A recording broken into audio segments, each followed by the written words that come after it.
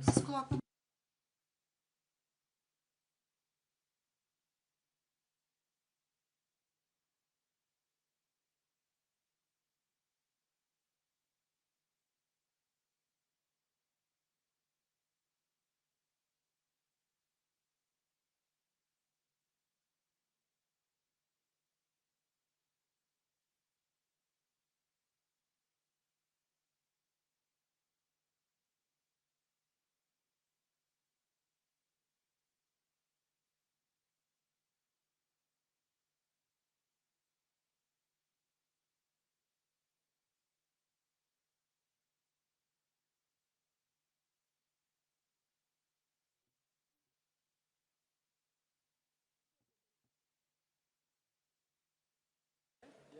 I'll be watching from backstage.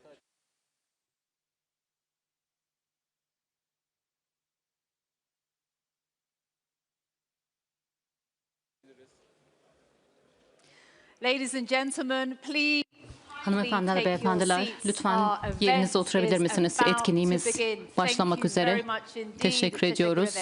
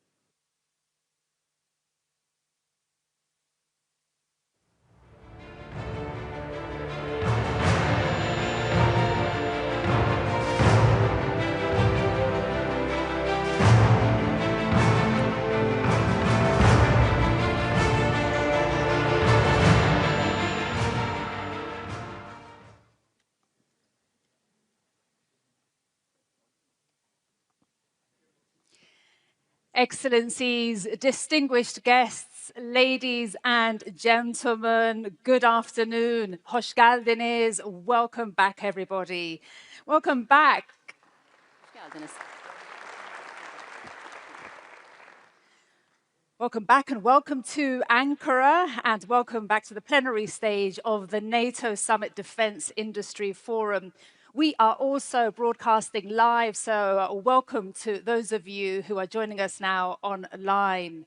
I'm Maria Ramos. I'm a television news anchor for Turkey's international news channel, TRT World, and I'm also a Master of Ceremonies today. It's such a pleasure to be with you here today for the NATO Summit Defence Industry Forum. This morning, as so many of you heard, the NATO Secretary-General and the Deputy Secretary-General made a series of important announcements. And they demonstrated how the alliance is uniting, innovating, and also delivering on production capacity and also on the capabilities that matter the most. And you can read all about these announcements on the NATO website and also, of course, in the press. Ladies and gentlemen, we have an amazing and very rich afternoon ahead for you today. And we have gathered here heads of state, ministers, CEOs from a very wide range of industries. And they will be sharing how NATO is working to deliver on its commitment to rapidly ramp up defense industrial production and innovation across the alliance. And before we begin, please, phones on silent. Ladies and gentlemen, let's start. Please join me in welcoming to the stage the Minister of National Defense of Turkey, Yasar Guler. Excellency, the stage is yours.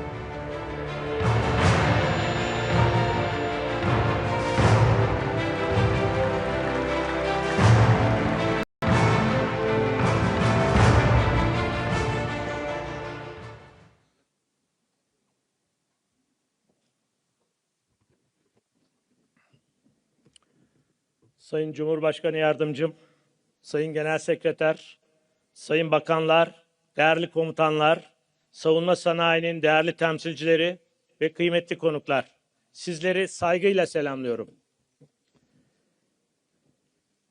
NATO Savunma Sanayi Forumu vesilesiyle sizlerle bir arada bulunmaktan büyük bir memnuniyet duyuyorum.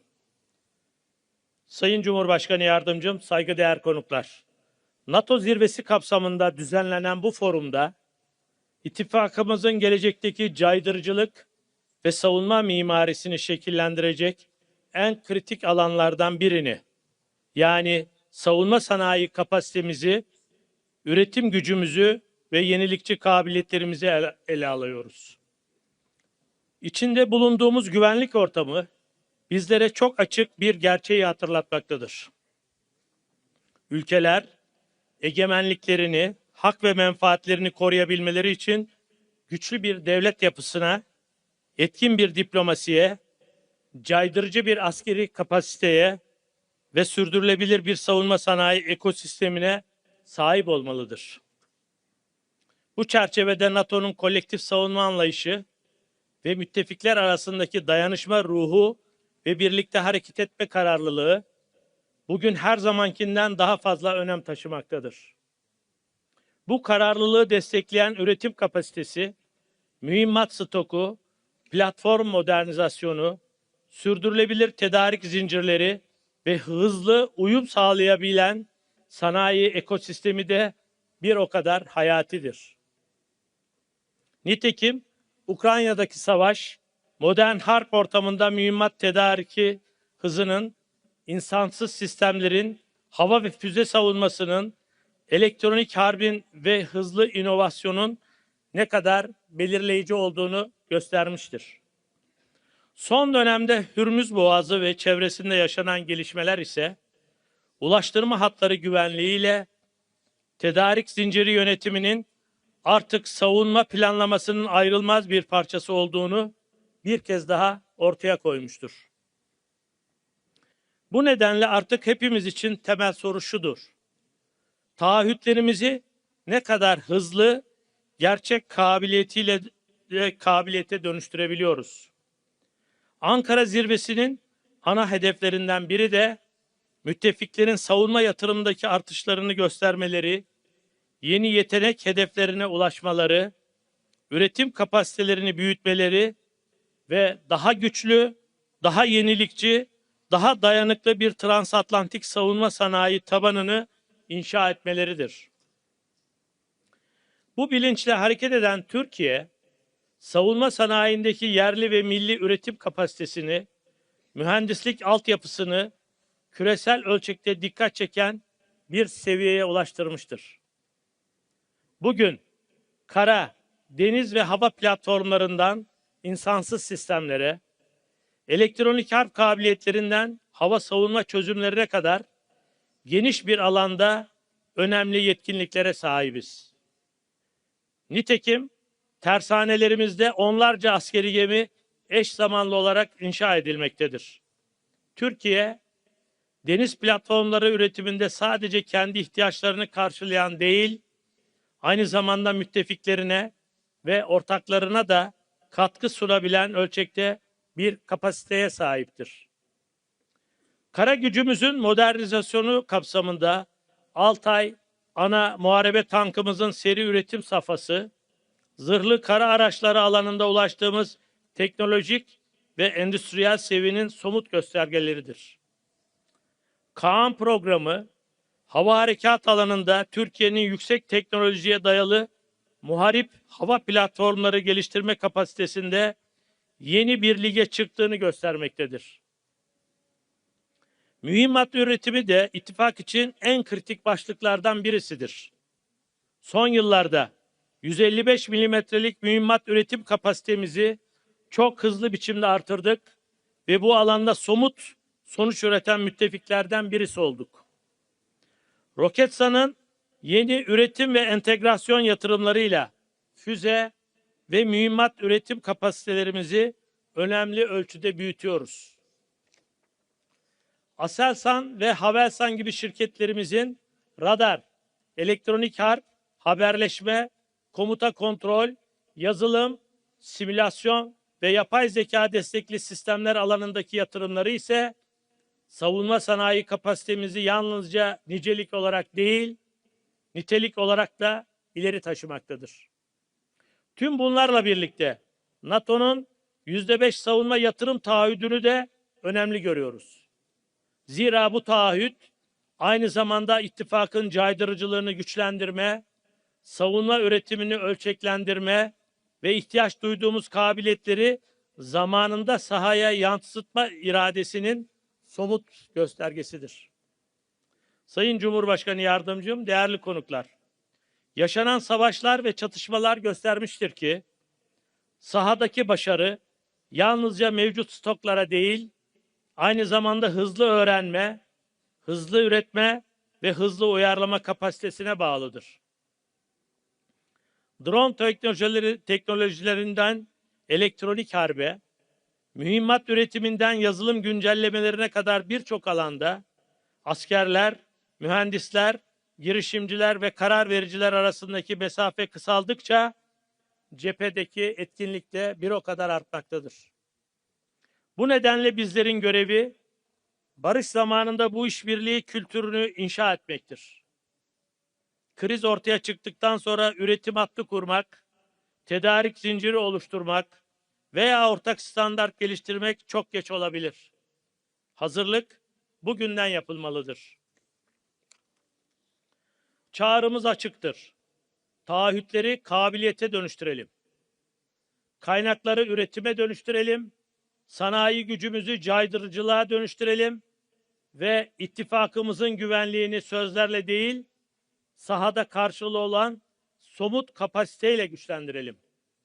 Bu çerçevede forum boyunca yapılacak temas ve değerlendirmelerin gerçek projelere, ortak girişimlere, üretim mutabakatlarına ve kabiliyet çıktılarına dönüşmesini temenni ediyorum.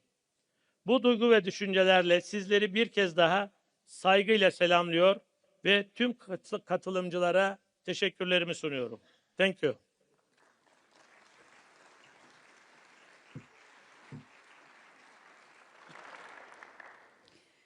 Çok teşekkür ederim, Minister Yasar Guler. Thank you very much indeed for your comments there. Thank you so much. All right, ladies and gentlemen, we continue. Please join me now in giving a very warm welcome to the NATO Secretary General, Mark Rutte. The stage is yours, Secretary General.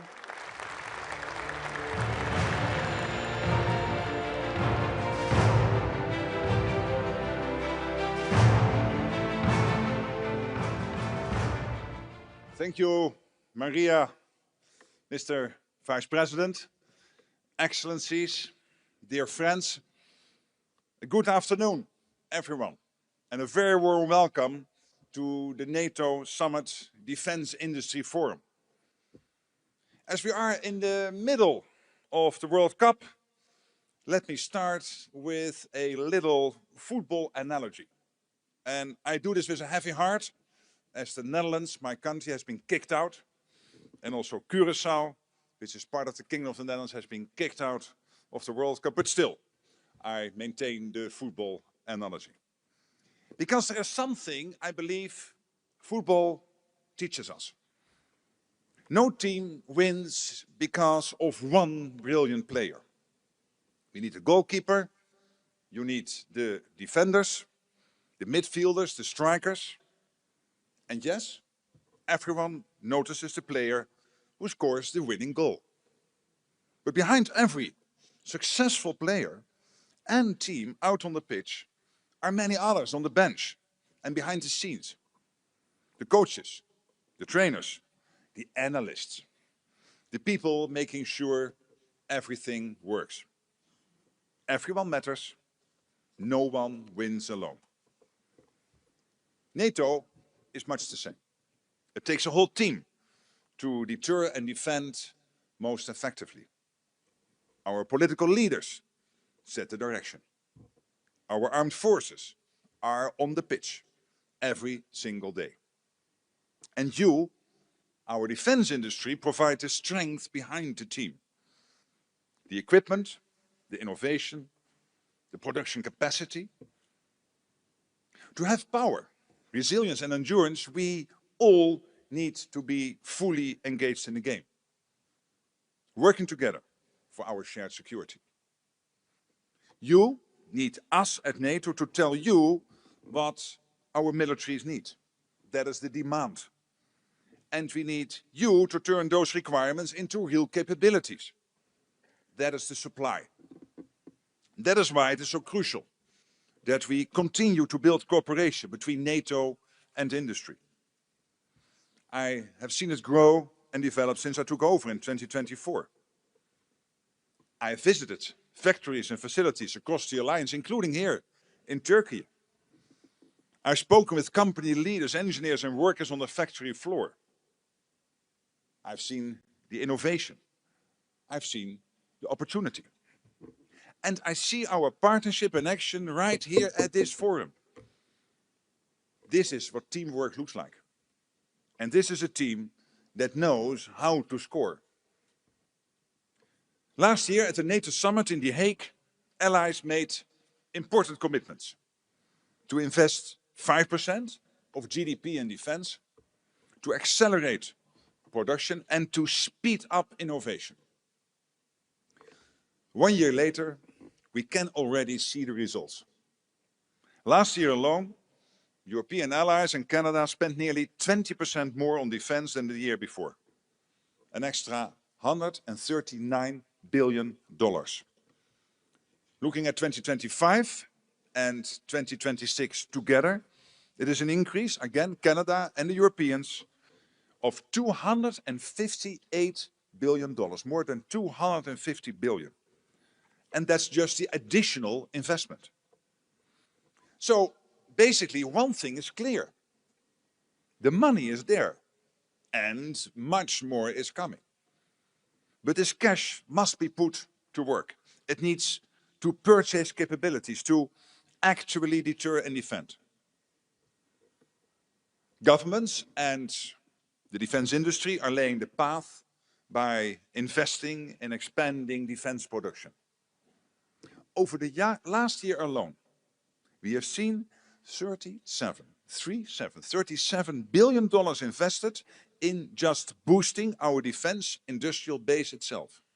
Again, think about this number, 37 billion to boost our defense industrial base. So larger factories, new production lines, more capacity. In fact, there is enough additional production space to cover more than 2,000 football pitches. And just this morning at the forum, substantial new contracts were signed and more big announcements were made. Altogether worth tens of billions of dollars and growing. That means more air defense systems and strike capabilities, more satellite communications, more ammunition, more drones and counter-drone systems, and increased resilience and preparedness. According to our projections, by next year, the alliance will have the capacity to produce around 4 million artillery shells annually. Almost twice as many as last year. That's scale. So yes, we have made real progress. We are moving in the right direction. The strategy is clear. But the match is far from over. And to win it, we need all team members to pull their weight. Do more, faster, together. We don't have the luxury of time. We need capabilities now to ensure we remain ready. The security situation demands it. Russia. Russia is pouring almost half of its national budget into its war machine. Can you imagine? Almost 50% of what Russia spends is put into the war machine. Its defense industry is working around the clock. And not only the defense industry, also the rest of the industrial base in Russia is supporting the war effort. China continues to modernize its armed forces and expand its nuclear capabilities without transparency. North Korea continues to expand its nuclear program and supply Russia. And while recent US action has significantly degraded Iran's nuclear and ballistic missile programs, we must remain vigilant. These countries are increasingly working together. And that should concern us all. Because I assure you, they do not have our best interests in mind. So that's what we are up against. That's the reality we face.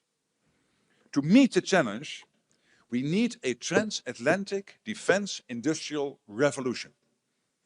The hum of machinery must become a roar. Now, that sounds dramatic, but it can be done. Governments have their role to play. They must continue placing long-term orders and signing contracts. Today is an excellent example of that kind of contracts we need to put on the table. More of that, please. We need a bonfire of red tape in our procurement and in our cross-border regulation.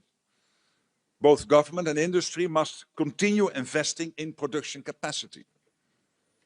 Governments must also create the conditions for industry to expand and cooperate. Factories need reliable energy, electricity and fuel. They need secure supply chains. And above all, they need skilled people. Engineers, technicians, innovators. At the same time, industry across all of the nations represented here must be ready to take more risk. The demand is there and you know it. We are being much more open about what we need.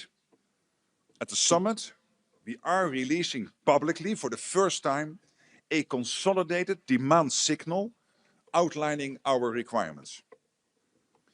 We will help ensure you know the demand and understand it. And you also know the market is growing.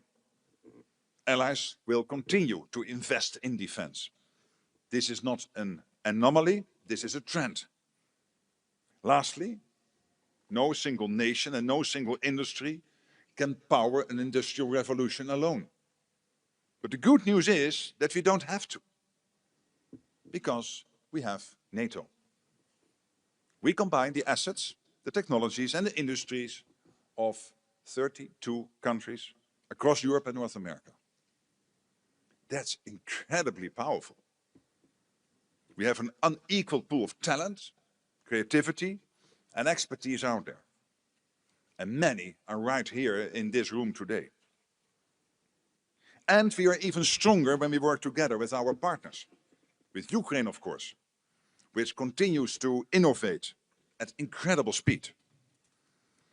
It now boasts an unparalleled drone ecosystem.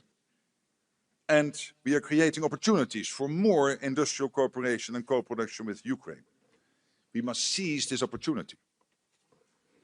We are also building industrial cooperation with the European Union and countries in the Indo-Pacific. I've seen the Japanese defense minister and others here in this room today. Welcome. Because when we combine our efforts, we produce more, we innovate faster, and we strengthen all our security. So today, we are on the cusp of the transatlantic defense industrial revolution. I'm asking you to take a leap and show our people that we are ready and capable to protect them anywhere at any time. And show Russia and all those watching today that the transatlantic defense industrial base is mobilizing with purpose. Not in anger, but for our collective security. So let me finish where I started. Winning teams prepare. They train, they invest, they build trust, and they keep improving. That's exactly what we must continue to do. The partnership between NATO and industry is the winning one. So now, let's deliver even more, even faster, and together. Thank you. Thank you so much. Thank you. Thank you. All right, we continue. Thank you so much, Secretary General Mark Rutte, and thank you for that analogy also with regards to football, very important. All right, for our next keynote, it's a pleasure, ladies and gentlemen, to welcome to the stage the Vice President of Turkey, Cevdet, Yilmaz. Excellency, the floor is yours. Welcome to you.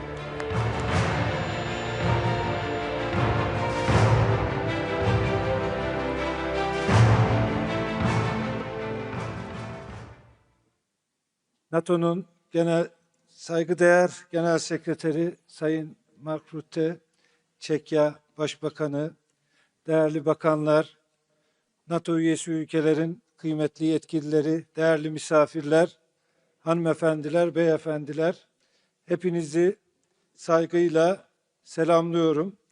Ankara'ya, NATO Ankara Zirvesi Savunma Sanayi Forumu'na hoş geldiniz diyorum. Bildiğiniz gibi bundan 22 sene önce İstanbul'da NATO'ya ev sahipliği yapmıştık. Bugün Türkiye'de savunma sanayinin kalbi konumunda olan başkentimiz Ankara'da sizleri bir kez daha misafir etmekten ve ittifakımızın bu önemli toplantısını gerçekleştiriyor olmaktan büyük bir memnuniyet duyuyoruz.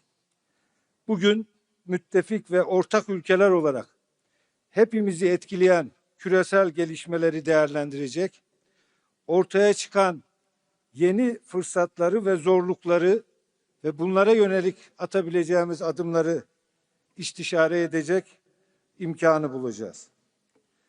Değerli konuklar, bugünkü forumda ve yarınki zirvede ittifakımız yeni bir döneme adım atmaktadır. NATO 3.0 olarak da adlandırılan bu yeni dönemde ittifak içinde külfetin giderek daha adil biçimde paylaşıldığını göreceğimizi düşünüyorum. Zira gelinen aşamada mevcut jeopolitik sınamalar ışığında NATO içinde daha güçlü bir Avrupa sütunu inşa edilmesi bir zorunluluk haline gelmiştir. Geçtiğimiz yıl Lahey'de aldığımız savunma harcamalarındaki artış kararının tüm müttefikler tarafından kayda değer ölçüde yerine getirildiğini ve savunma harcamalarına yönelik yaklaşımın köklü bir şekilde dönüştüğünü görüyoruz. Şimdi önümüzdeki sınama artan savunma harcamalarının somut yeteneklere dönüştürülmesi ve bunun için gerekli sanayi üretim kapasitesinin oluşturulmasıdır. Hepimizin üretim kapasitemizi hızla ve birbiriyle uyum içinde genişletmemiz gerektiği yönündeki tespitlere katılıyorum. Bu bağlamda Sayın Rutte'nin sıklıkla kullandığı Teksas'tan Ankara'ya ifadesi son derece anlamlıdır. Kıymetli misafirler, Cumhurbaşkanımız Sayın Recep Tayyip Erdoğan'ın güçlü siyasi iradesiyle Türkiye, içinde bulunduğumuz dönemin ruhunu erken bir aşamada kavramanın ve savunma sanayinde erken bir dönemde yola çıkmış olmanın avantajını yaşamaktadır. Bugün Türkiye, dünyada savunma ihracatçısı ülkeler arasında 11. sırada yer alıyor. Yakın bir gelecekte ilk 10 arasına girmeyi hedefliyoruz. Futbol tabiriyle ifade edecek olursak Türkiye 1. ligde olmayı hedefleyen bir ülke konumunda. Savunma sanayimiz pek çok açıdan kapsamlı bir dönüşüm geçirmiştir. Ürün yelpazemiz artık hava, kara, deniz, siber ve uzay alanlarının hepsini kapsamaktadır. Bu çabalarımız sonucunda Türk Silahlı Kuvvetlerimizin envanterinin yerlilik oranı %80'i aşmıştır. Bununla birlikte Türkiye, müttefik ülkeler için de güvenilir bir tedarik kaynağı ve proje ortağı haline gelmiştir. Savunma ve havacılık ihracatımız son bir yıllık dönemde 11 milyar doları aşmıştır. İhracatımızın yarıdan fazlası NATO müttefiklerimize ve Avrupa Birliği üyesi ülkelere gerçekleştirilmiştir. Türkiye bugün tüm dünyanın takdirini kazanmış İHA ve SİHA'larıyla elektronik harp sisteminden savaş gemilerine, 5. nesil savaş uçağından derin taarruz yeteneklerine kadar her alanda son teknolojiye sahip sistemleri üretebilmektedir. Dünyanın en büyük 100 savunma şirketinden 5'i Türk şirketleridir. Savunma sanayinde geldiğimiz bu aşama asla tesadüf değildir. Türkiye bu ilerlemeyi kamu ve sanayinin birlikte çalışmasıyla ve savunma sanayi firmalarını sürece en başından itibaren dahil ederek gerçekleştirmiştir. Bugün Sayın Genel Sekreter tarafından duyurulan NATO'nun sanayi işbirliğine yönelik yeni stratejisi de esasen buna işaret etmektedir. Değerli konuklar, savunma sanayi dayanıklılığı artık sadece hükümetlerin ve şirketlerin meselesi olmaktan çıkmıştır. Bu alanda başarı ancak üniversiteler, finans sektörü, iş gücü gibi toplumun tüm katmanlarının sürece dahil edilmesiyle mümkün olabilecektir. Tüm bu yapı her şeyden önce insan gücüne dayanmaktadır. Bugün Türkiye'nin savunma sanayi iş gücünün ortalama yaşı 34'tür. Mühendislerimizin yarısını ise kadınlar, genç kızlar oluşturmaktadır. Bu da bize şunu söylüyor, gelecek bizim. Genç iş gücümüzle.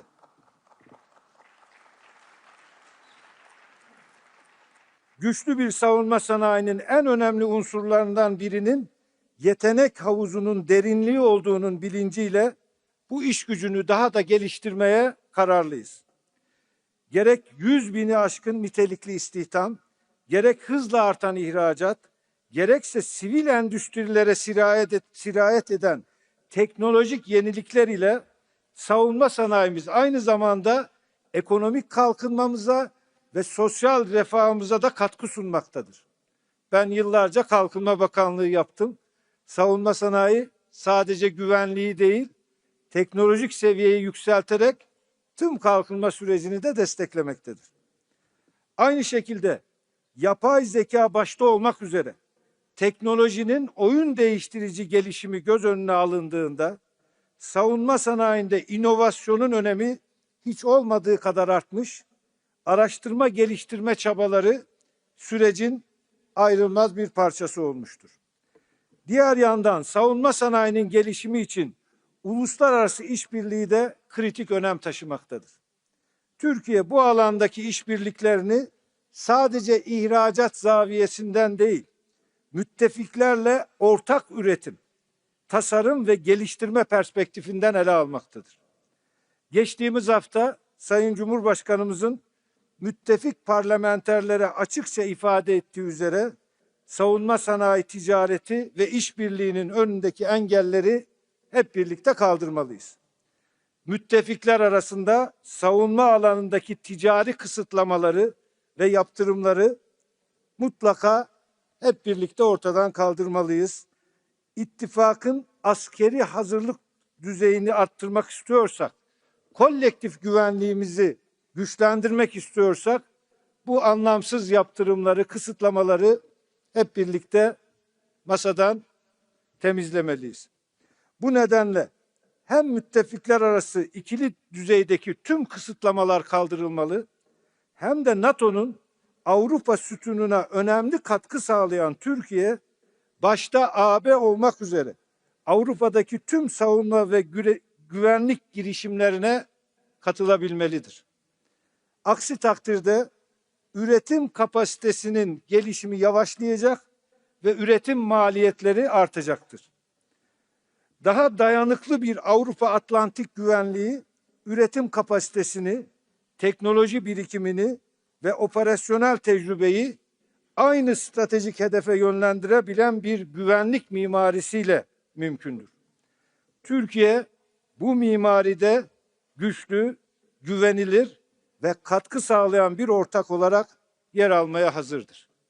Değerli katılımcılar, bugün bu anlayış temelinde savunma sanayi işbirliğine yeni bir istikamet vermek üzere yapacağımız görüşmelerin şimdiden hayırlı olmasını, tüm ülkeler için ve NATO için yararlı sonuçlar doğurmasını diliyorum. Temaslarınızın yeni işbirliklerine kapılar aralayacağına canı gönülden inanıyorum.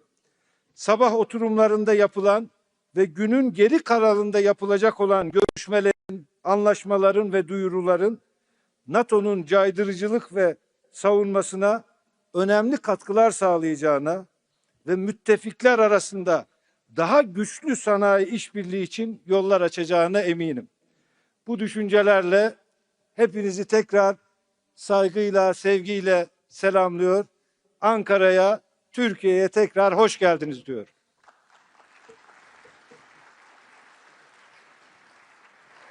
Çok teşekkür ederim, Cevdet, Yilmaz. Thank you very much indeed. Thank you.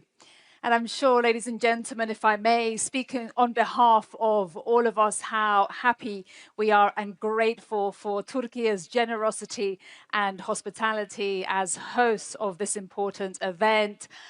Teşekkür ederim, Turkey. Thank you very much indeed for being such graceful hosts.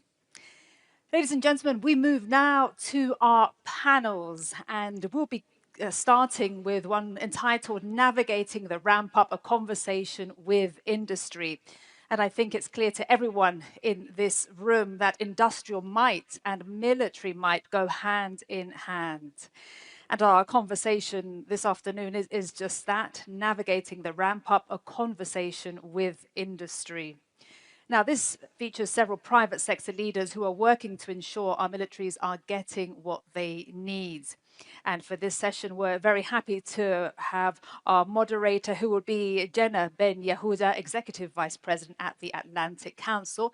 And our panelists will be Uwe Horstmann, Chief Executive Officer at Stark Defense, plus Jay Pittman, President of Lockheed Martin International, and Charles Woodburn, Group Chief Executive Officer at BAE Systems. I now invite you all to join me here on stage. Welcome to you. Jenna, hi.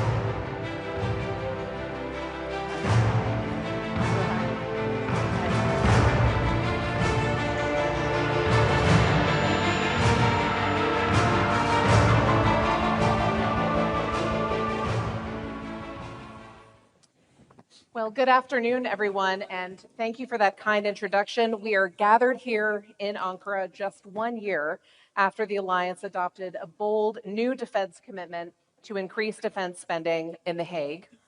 What a year it's been. We're already seeing real strides, but we know that turning those new defense dollars, euros, and lira into real capabilities is easier said than done, and realizing this once-in-a-generation defense transformation really demands a whole-of-society approach that is led by governments working in lockstep with industry. We know that's not easy to do, and it's a challenge that institutions across the alliance are grappling with, including at the Atlantic Council through our ongoing task force on reimagining European defense and innovation. So in recognition of these shared challenges, and with an eye toward bold and innovative solution, it's really a privilege to moderate this panel, and I'm delighted to be joined here on stage by an esteemed group of military leaders. We have Uwe Horstmann, the founder and chief executive officer of Stark. Uwe has been a leading voice for investment in European sovereignty for the last 15 years. Jay Pittman, the president of Lockheed Martin International. Jay is responsible for driving strategies to provide mission capability to allies and oversees the company's business and markets outside of the United States. And Dr. Charles Woodburn, the Group Chief Executive Officer at BAE Systems. He's an experienced business leader with more than 28 years of experience in defense and aerospace and oil and gas industries. So we have tight time and about 3 days worth of content to get into, so I'm going to jump right in here. There's been a lot of discussion about industrial ramp up, and we know that contracts are the obvious lever, but they're not the only one. And so as we look beyond contracting, what government or industry initiatives do you think have actually moved the needle on scaling up defense production? So what's working and what's missing? Uwe, let's start with you. Of course, yeah. Thank you. I think that's exactly the right question, right? Because that is probably also what gets us from an abundance of money available, as the Secretary General just said. There's more to come. How do we translate that into actual capabilities? Because just price increases is probably not the right way. And I think we would always be well advised to look towards Ukraine and figure out what is the role model that we should look up to. And for me, that is really building an innovation ecosystem, getting that innovation ecosystem going. It's much more that than just this one single capability that we maybe hope for is going to solve all of our issues. So diving deeper into that, I think that's also where I look to when trying to answer your question. Two things. A, I think we need to continue on the path to design for mass production. When we have people come to our facilities, we had production experts there the other day, and they said like, wow, this looks like a washing machine factory. And I'm not sure if they try to insult us, but actually we wear it as a badge of honor, because if you get your production for an unmanned mass-scale weapon system at the complexity of a washing machine, you're probably going in the right way. So I think we should continue with our procurement to not forget, but really strengthen that part of the industry. There's other parts, if I pick out a second one, where I think I would describe myself as a paranoid optimist. So I think we're moving in that direction, but we probably could always go faster. I think specifically in my part, in my component of the capabilities, again, unmanned, mass producible, software defined, we can still work a lot on certification. Certification itself, of course, is a massively important step for us. What do I mean by that? Concretely, I think we need more testing facilities, certification facilities in Europe.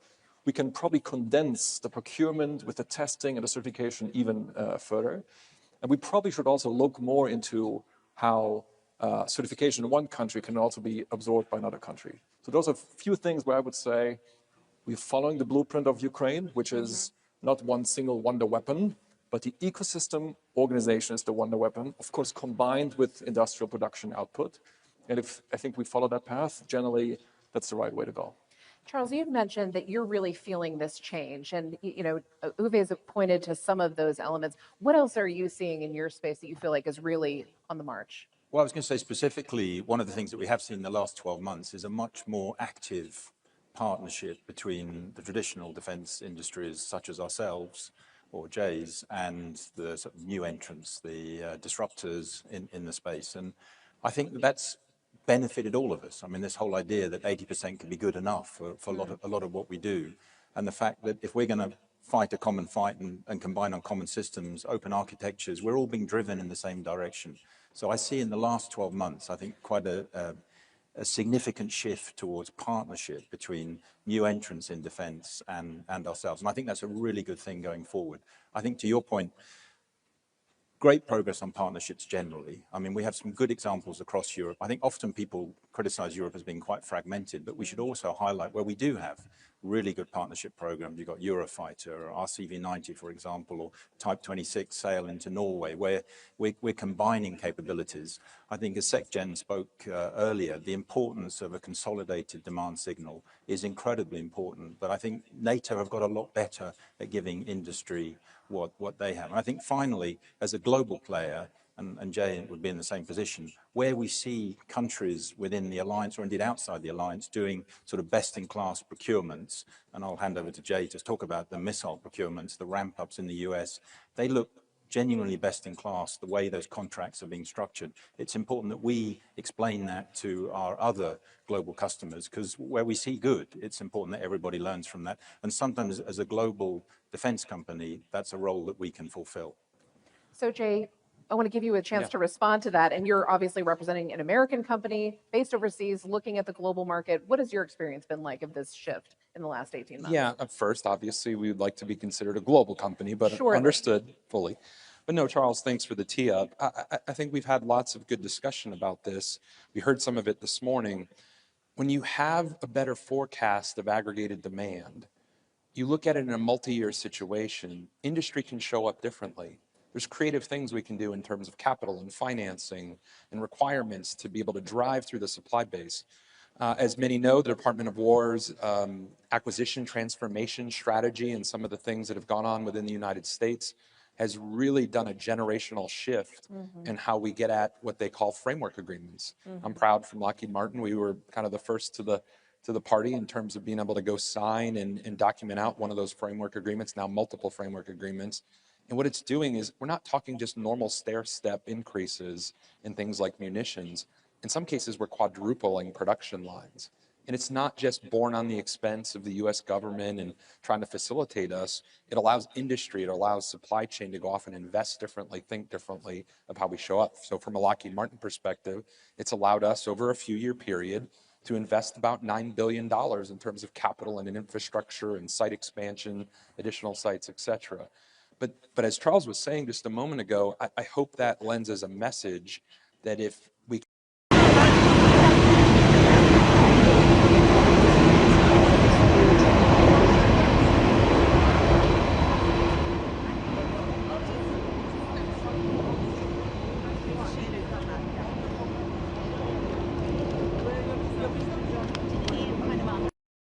unfortunately, we end up having multiple channels of effort that sometimes occur.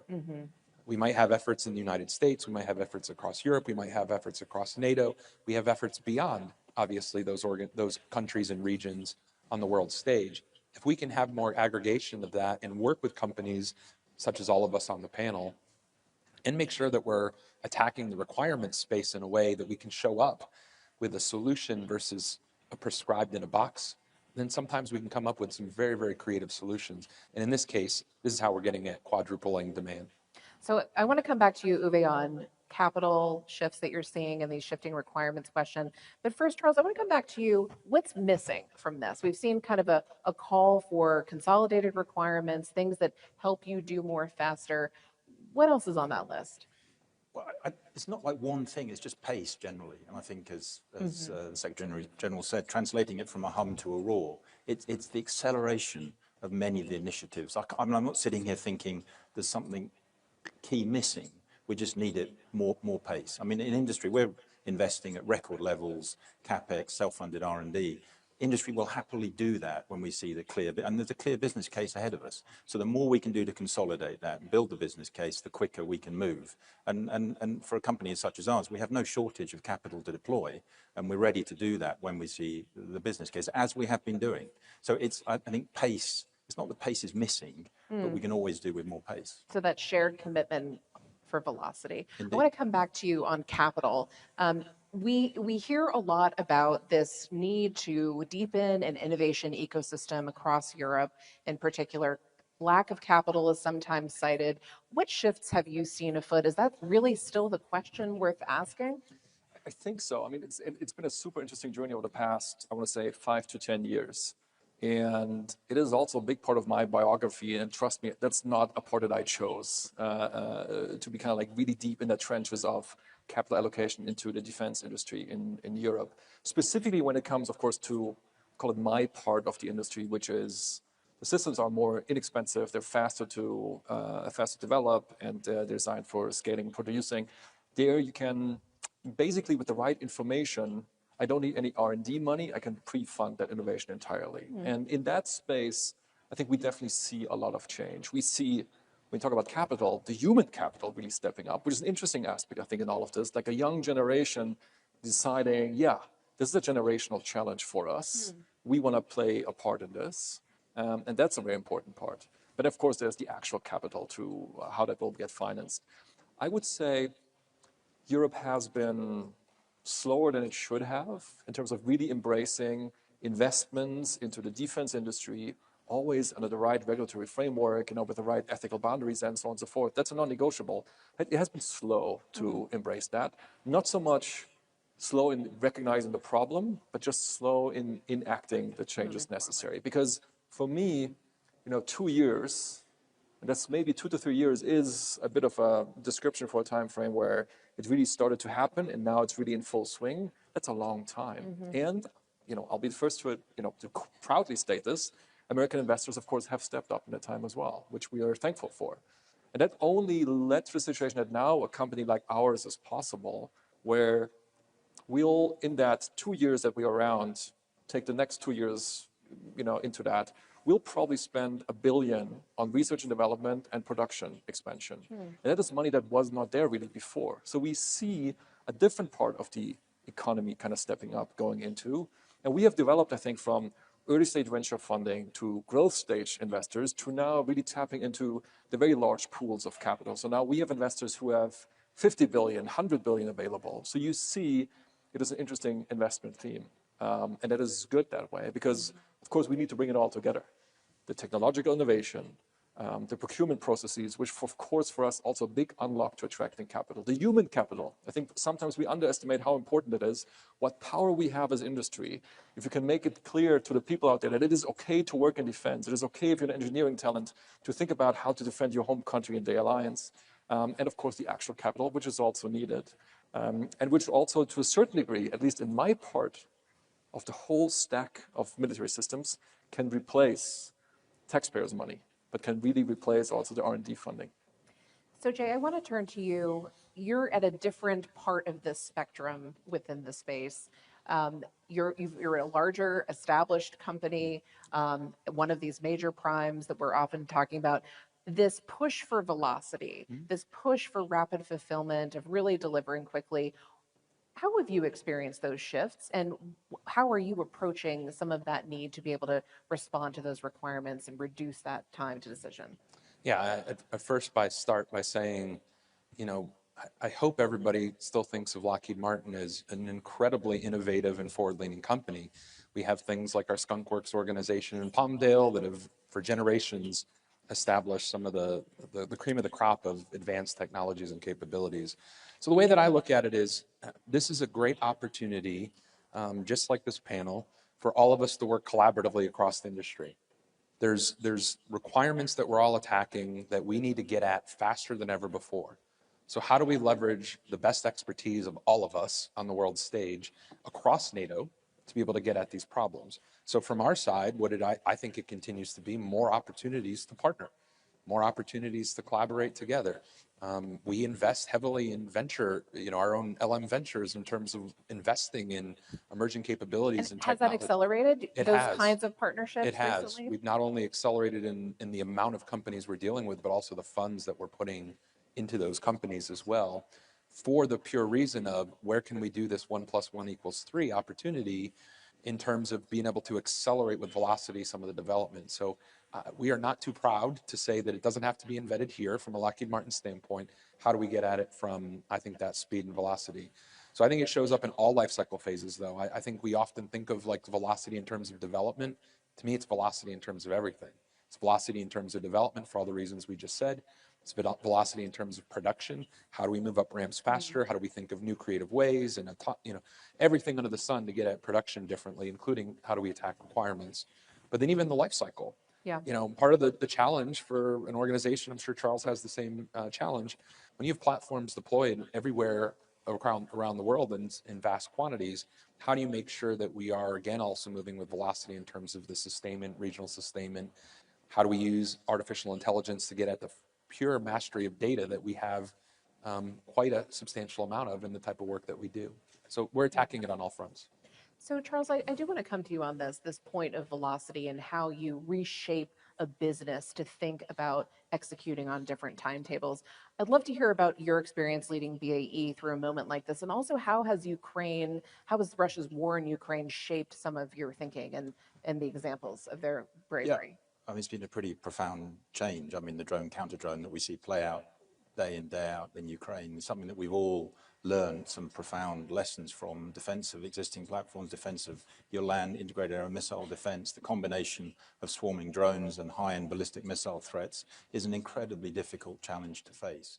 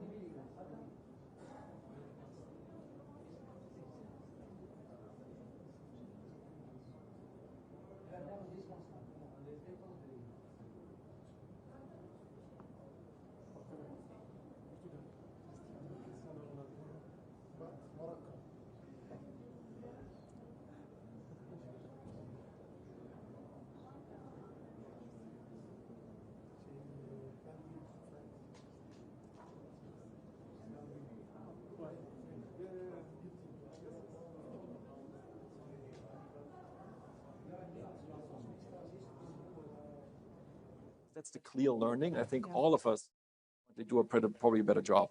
Give us the requirements, force us to be more interoperable, and we will probably also, all of us, have to do a better job at delivering on that. And specifically on the data sets. We should really ideally thrive for a situation where we have very high walls. We really vet everybody very carefully, but once you make it in, you probably should have access to a lot of data. I don't sometimes understand why we don't treat breast cancer, for example, where we have great radiology data sets, and we give them basically to everybody whom we trust, help us make better diagnoses. Maybe enemy tanks, we should treat them more like breast cancer and also give access to people who can train their models on it, because that way, if you're a trusted partner of the ecosystem, we give you access to better data, and hopefully for all of us, we'll get a better solution out of it. Yeah.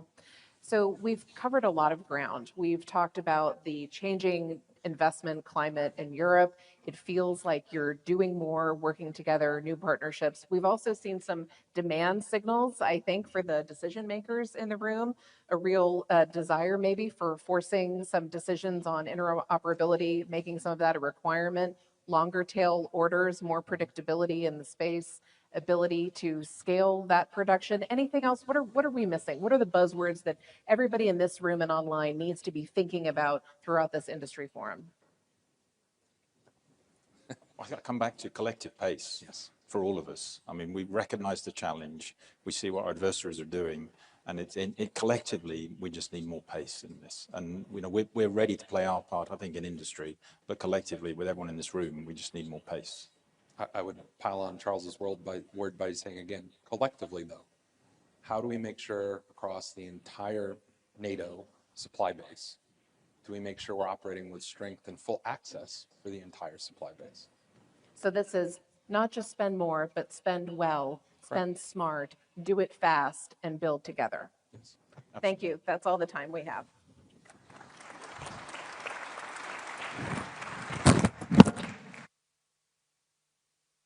Thank you so much to Jenna and her panelists. Another round of applause. Thank you very much indeed. Thank you.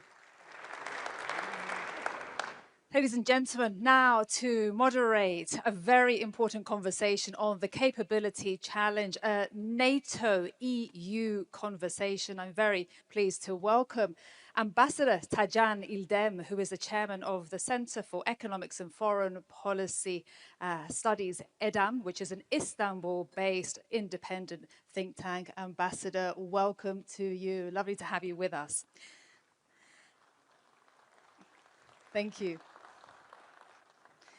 And I'm also very pleased to welcome, ladies and gentlemen, please join me in welcoming the President of the European Commission to the stage, Ursula von der Leyen. Welcome. And a very warm welcome back to the stage, the NATO Secretary General, Mark Rutte.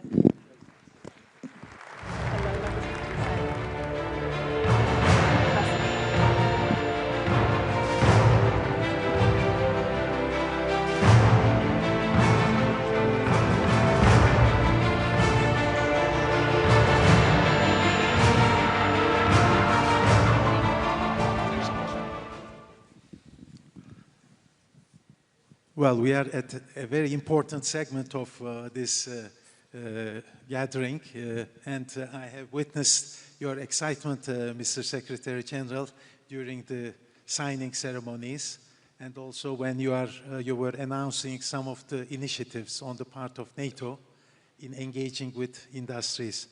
It is now your time as two leaders of both NATO and the European Union to have a conversation, and it was gratifying for me to see both leaders co-authoring an article for The Economist, enumerating some of the ideas that you share.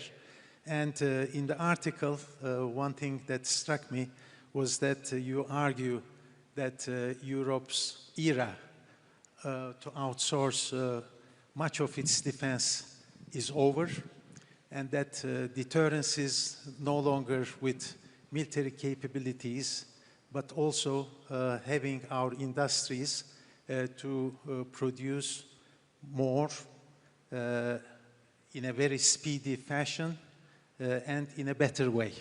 So we still consider, of course, capabilities as something important. Nevertheless, you may perhaps both discuss a bit on the industrial capacity, innovation ecosystem, and most important, resilience, which has become a currency of security in our time. So perhaps, President von der Leyen, if you can start how you see the new environment in which defense industry has become so important for all of us, both NATO and the European Union. Thank you so much for having us here. This is a great opportunity indeed to show how closely we are working together, the European Union and NATO. Actually, I was just thinking today, one of the reasons is, my dear friend Mark, because we have both experiences on both sides. You were for 14 or 16 years, 14 years Prime Minister, so he was in the European Council. And I was for 5 years Defense Minister, so I was sitting in NATO. Now it's the other way around, and therefore we know both how important a close cooperation between the European Union and NATO is. Second, I just listened to the panel before us, and it's very clear, all member states of the European Union and allies have one single set of forces. So they assign this single set of forces either to NATO missions or to EU missions, UN missions, or a coalition of the willing. But to make this possible, what we need is interoperability. And of course, in this geostrategic and geopolitical environment, we need a massive surge in defense investment. And here the European Union is indeed massively stepping up. We have our Rearm Europe program, which mobilizes up to 800 billion euros till 2030. In this program is SAFE, 150 billion euros for joint procurement. And not to forget, the next long-term budget will have 131 billion euros for military capabilities, plus 17 billion euros for military mobility, which is also of utmost importance: streets, bridges, ports, airports, etc. The infrastructure also has to be here on the European side. And on SAFE is for us very important, as I said, the joint procurement. Here we have good news. We have now 10 agreements worth 100 billion euros. SAFE is, per design, open also to partners and other countries. 35% of the cost components can go outside the European Union, but of course 65% have to be in the European Union, and that's the point how we strengthen the defense industrial base, because with this taxpayers' money we want, of course, a return on investment, and we want good jobs in Europe, we want research and development in Europe, so that's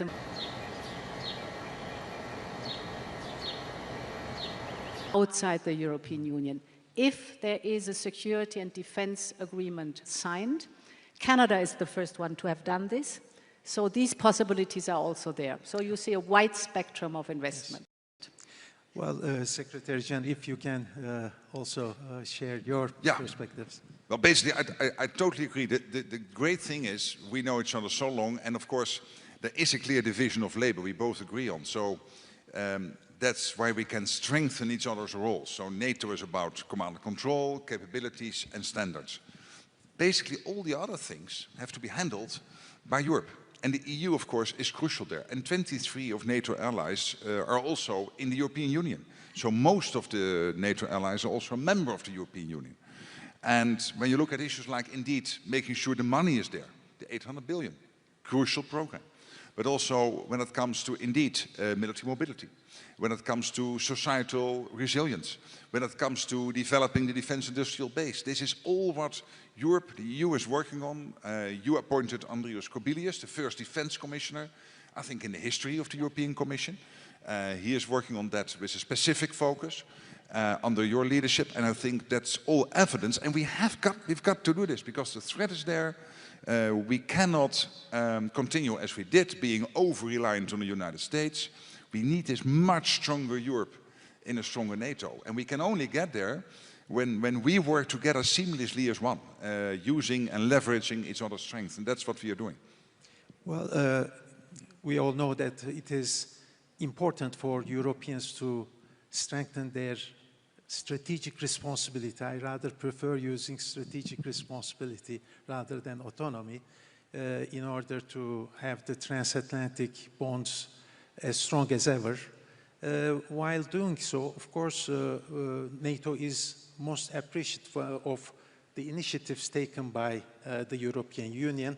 You mentioned SAFE, of course, there are many others, European Defence Fund, PESCO, EDIRPA, REARM, and of course, in creating capabilities, translating cash to capabilities, the European Union needs to look not only to the capabilities of the member states, and Europe is more than the European Union. And I would like to ask to you, President Ursula von der Leyen, since the audience here is also including Turkish participants, how you see the involvement of non-EU allies. You mentioned Canada, but there are others, including Turkey, a way forward to properly involve Turkey in such projects? If you can touch upon it, I'm sure they will be quite receptive. Yes. Turkey is one of the largest armed forces within NATO, of very big importance, and has always played an important role in the alliance, but also, of course, in our relationship with the European Union. And as I said, if you only look at SAFE, which are the 150 billion euros, 35%, that's a lot, is open to work, for example, together with Turkey. But the 800 billion up to 2030 is the decision of the member states how to invest their defense allocation in order to fill the gaps. So there's a wide opportunity to have a very close cooperation with each other. For us, it's very important to be totally aligned with the NATO targets because, as I said, the one single set of forces, we know where the gaps are, and we have to work very closely together. So, for example, the NDPP, the NATO defense planning process, is for us very important so that we fill the gaps in a cost-efficient manner. But I want to add another point. We also want to work very closely with Ukraine. The panel before us described the phenomenal, innovative power that Ukraine has. And this we have to use because we have to step up in our defense capabilities fast, at a reasonable cost, and smart. And Ukraine has proven all this in the last years under the pressure of the war. This is the reason why the European Union, for the first time, opened an innovation office in Kyiv to have the direct contact with the Kyiv industrial base. Secondly, we are encouraging our companies to go into joint venture with Ukrainian companies.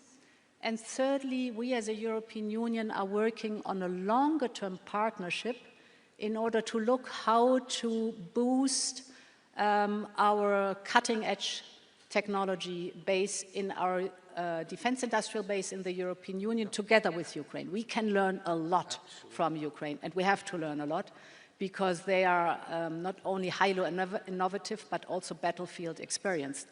So this whole picture shows how much we are stepping up here together with NATO because we share the same interests and we share the same values and we know what's up.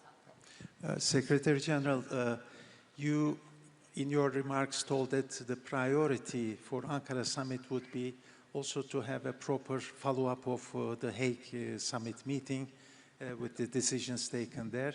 Of course, when European allies elevate their contributions in burden sharing, it should not translate itself to decoupling. Transatlantic bond to maintain it is of vital importance.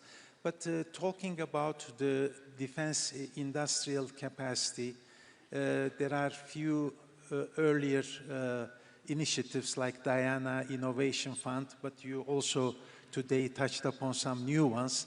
What would be the priorities for NATO in years ahead to focus and deliver, and what industrial community could expect and what you expect from them?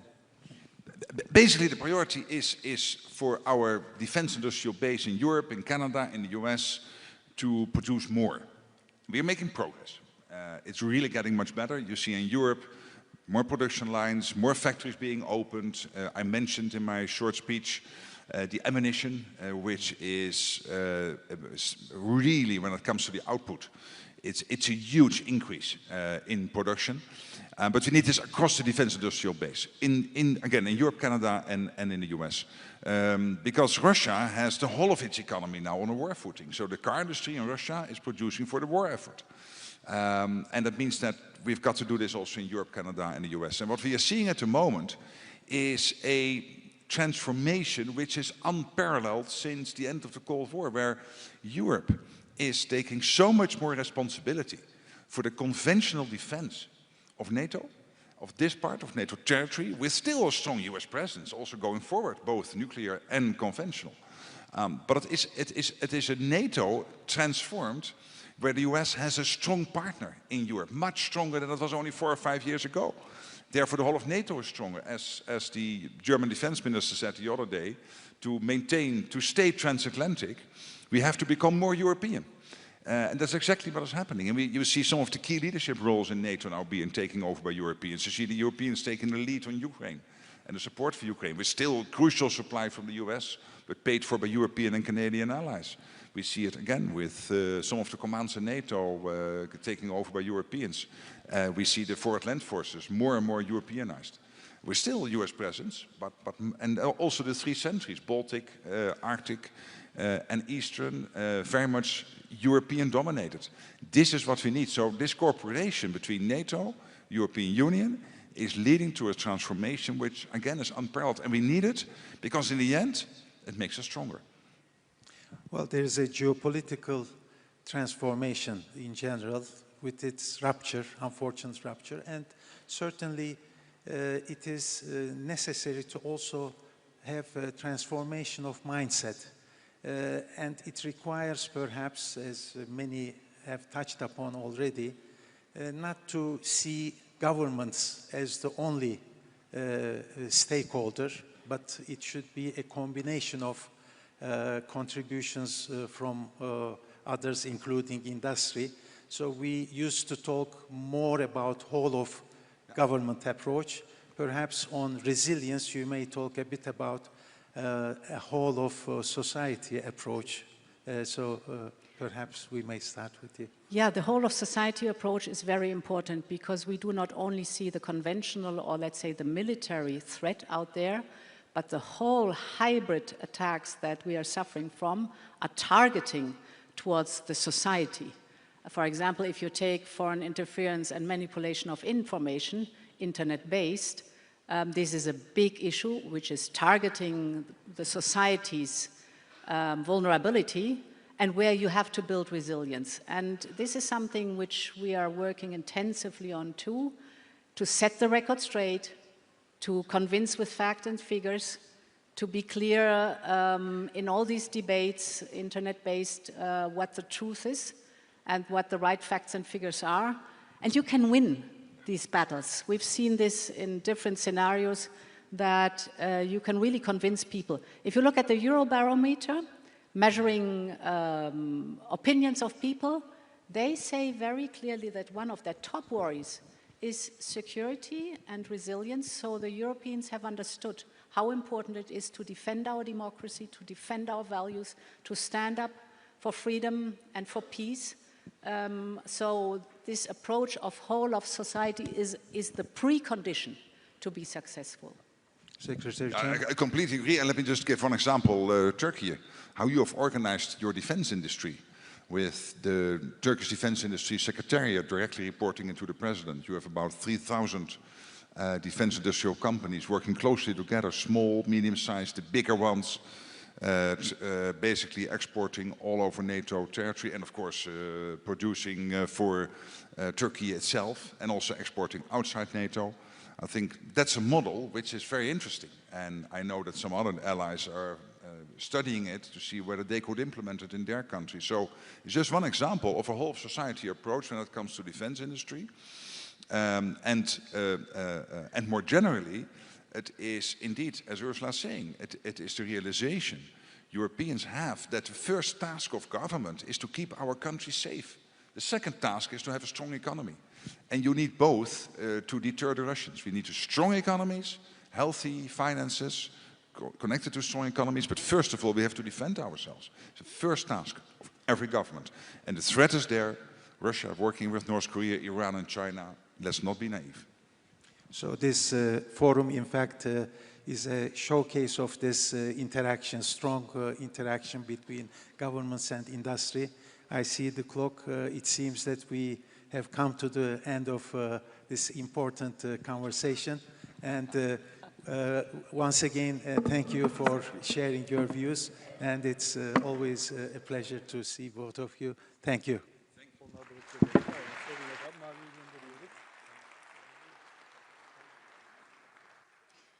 Thank you so much, Ambassador, and thank you so much to our guest, Secretary General Mark Rutte, and also President of the European Commission, Ursula von der Leyen. Thank you so much. Ladies and gentlemen, please, we have another very important guest here today with us. Please join me in giving a very warm welcome to the stage, the President of Ukraine, Volodymyr Zelenskyy. Welcome, President Zelenskyy.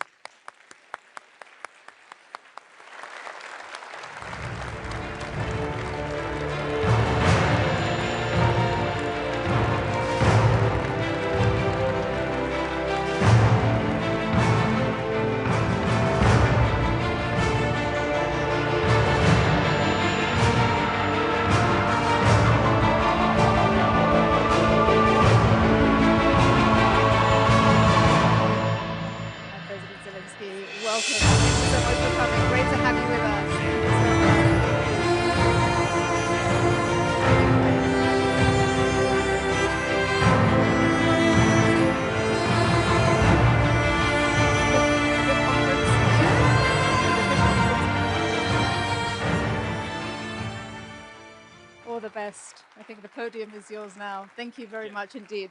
Thank you so much. Thank you for the invitation. Thank you. Thank you so much.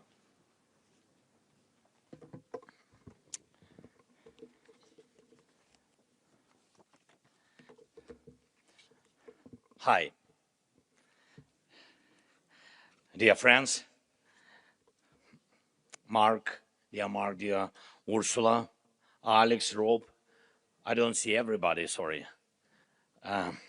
Dear friends, so thank you for your attention to us. Thank you for your attention to Ukraine, to Ukrainian defense companies, and to our defense capabilities, which have truly become among the strongest in Europe and have been proven in modern war. And what do we mean by modern war today? War has changed fundamentally. These are revolutionary changes in the very nature of warfare. Changes as serious as those during the First World War, when machine guns began to decide the outcome of battles, or with the development of modern tank warfare, which had such a profound impact on Europe during the Second World War, or with the invention of missiles. Today, drones and the very technology of fighting at a distance represent a revolutionary change in the technology of war. So in Ukraine, as we defend our positions on the front line and do so in a fully justified war of self-defense, we are now eliminating around 30,000 Russian soldiers every month. Just imagine that scale. In June alone, nearly 28,000 Russian soldiers were eliminated, and we have video confirmation for every single one of them. The overwhelming majority were struck by drones.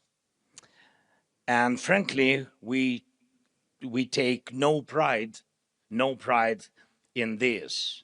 We are saying it to show what modern war looks like, a war we did not start, but one we are forced to fight in order to defend our country, our people, our children. Every day, this war also sees a massive amount of enemy equipment, logistics, and military facilities destroyed. And again, we do most of it with drones. At the same time, we are carrying out a campaign to secure the Black Sea using our naval drones. These are not just strike platforms used to destroy Russian warships at sea. Our naval drones have already evolved into multi-purpose platforms that can launch strikes from the sea against different targets on land and in the air. At the same time, we are fighting in the skies on two key fronts: defending Ukraine from Russian attacks and carrying out our long-range sanctions against Russia for this war, along with our medium-range pressure campaign across the entire depth of the temporarily occupied territories of Ukraine. Thanks above all to our drones, we have established the ability to strike across the entire depth of the occupied territory. And you see what Russia's massive attacks look like. They are very similar to what we recently saw in the neighboring region when Iranian forces struck their neighbors. Attack drones of different types, missiles, and a large number of ballistic missiles. We have raised our interception rate against Russian Shahed drones to more than 90%. That means thousands of Russian attack drones shut down every week, and with all due respect, no other country had the capability to defend against attack drones at this scale. The reality of this war forced us to build it. And today we defend against hundreds of attack drones every day and night, and thousands every week and every month. Ukraine's defense sector is building that capability even in the middle of a full-scale war. And we also maintain a high interception rate against cruise missiles, thanks to the way we have built our air defense. And thanks, of course, thanks to the support of all of our partners who continue to provide Ukraine with defense assistance. Thank you so much.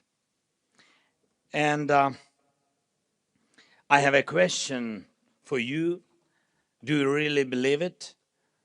Do you really believe it would be right to live outside NATO, a country and a people with this level of defensive capability? If we already have these capabilities, if Ukrainians already know how to fight like this, then it does make sense for these capabilities to become a part of the alliance's collective defense.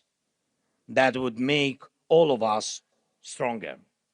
And we already see each other as reliable partners, and it would be only natural to become a part of one common security community. The fact is that we will remain next to the source of the problem, Russia, for a long time. Ukraine in NATO is a source of extraordinary defensive capability. In the meantime, we have completely eliminated the very idea of Russia having a strategic area.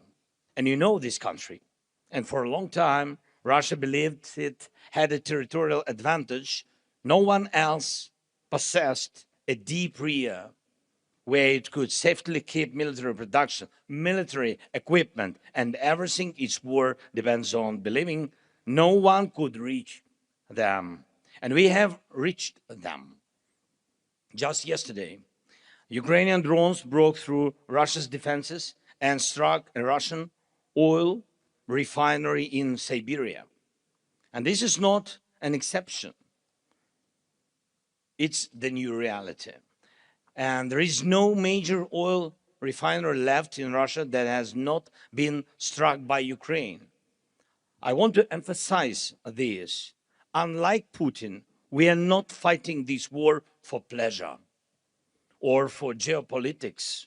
Russia brought this war to Ukraine, and it's killing our people. It wants to destroy our independence, and we are only defending. From the first day of this war, we are defending ourselves, and we are raising the cost of this war for Russia, and by doing so, increasing the changes for peace. We are able to do these things thanks to the hundreds of thousands of Ukrainians working in our very important defense sector, and the hundreds of companies producing every type of modern weapon Ukraine needs. Today, because of this, Ukraine has the world's largest and the most advanced drone warfare capability. And we are offering this capability to our partners through the Drone Deal initiative.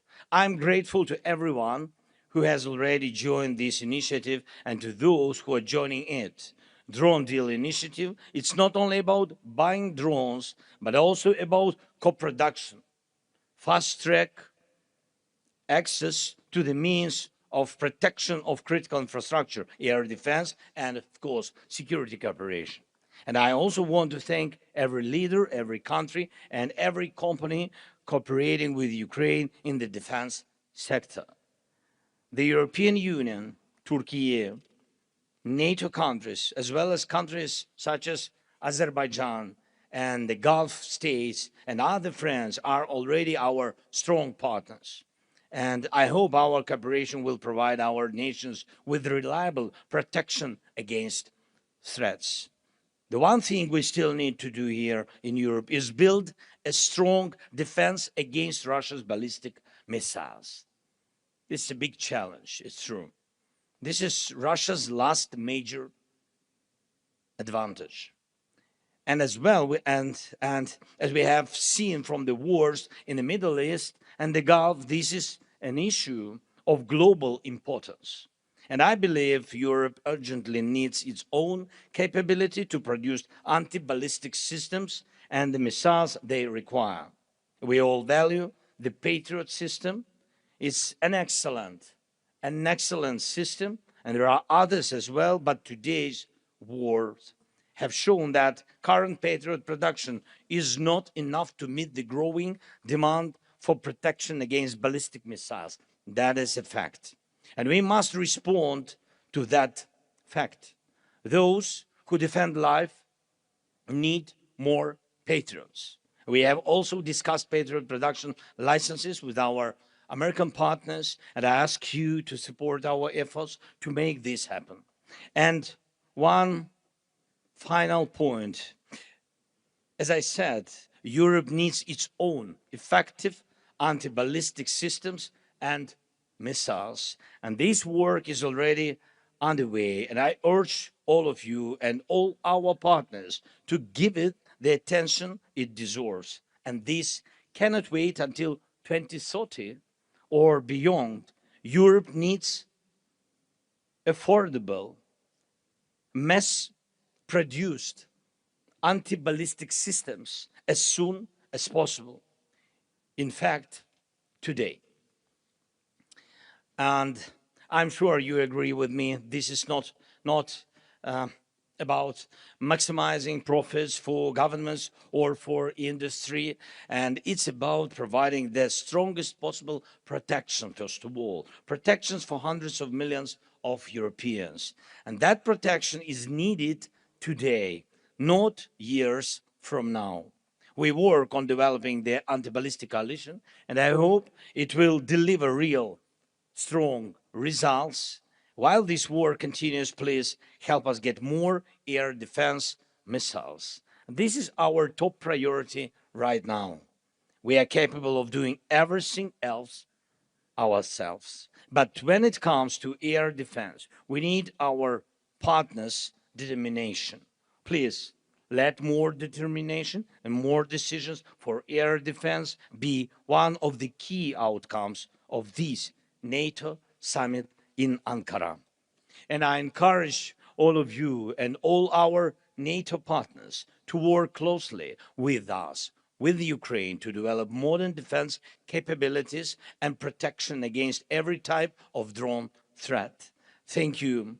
Thanks to everyone who is helping us, helping protect lives. And I cannot finish without my appreciation of the position of the leaders of the countries who have clearly stated Ukraine belongs in NATO because NATO with Ukraine is the alliance for the future.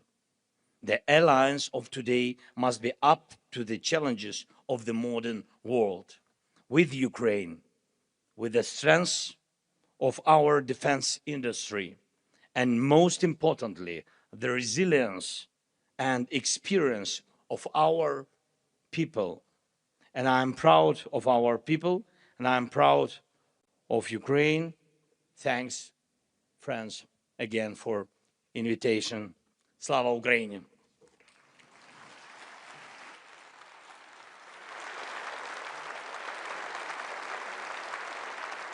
Thank you. Ladies and gentlemen, a very big round of applause for the President of Ukraine, Volodymyr Zelenskyy. Thank you very much indeed, President Zelenskyy, for your powerful speech and speaking to us here in Ankara today.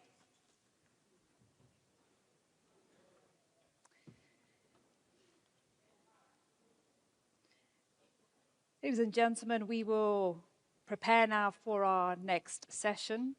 And in today's world, defense, industrial preparedness, that depends on a range of factors. And not every lever rests in the hands of military decision makers. Our next panel is entitled People, Plans and Products, a Whole of Society Approach to Industrial Preparedness. And this will give us a sense of this complexity and how different institutions have a role to play and play their part. And for that, I'm very pleased to announce our next moderator, and that will be Anton Laguardia, who is the diplomatic editor for The Economist, and he'll be joined by the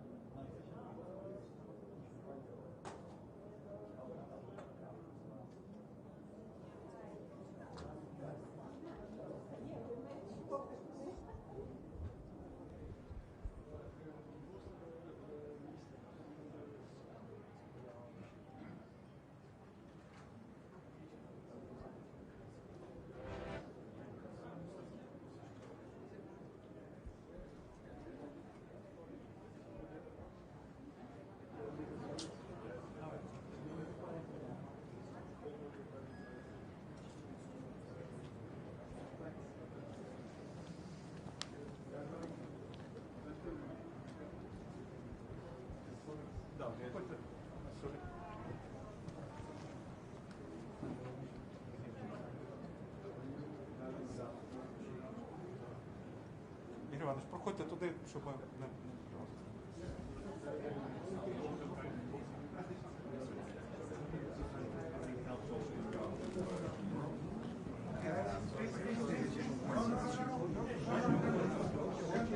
Amazing.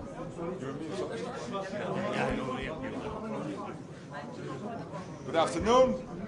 Good afternoon. Volodymyr, shall we close the door? Great. Thank you. Volodymyr, great to see you, and welcome to the NATO Summit. What we are seeing over the last couple of months is what you guys are doing. It is really courageous.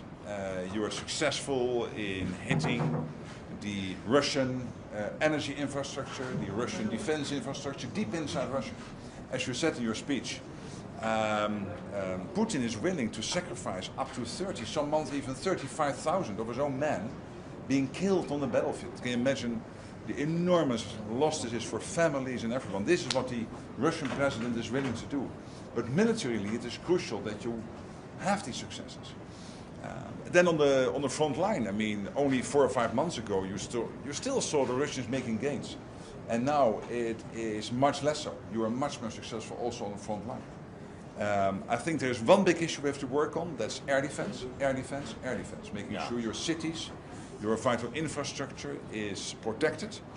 And by the way, when I list all the issues Russia is facing, one of the most important ones is what you're doing to their economy.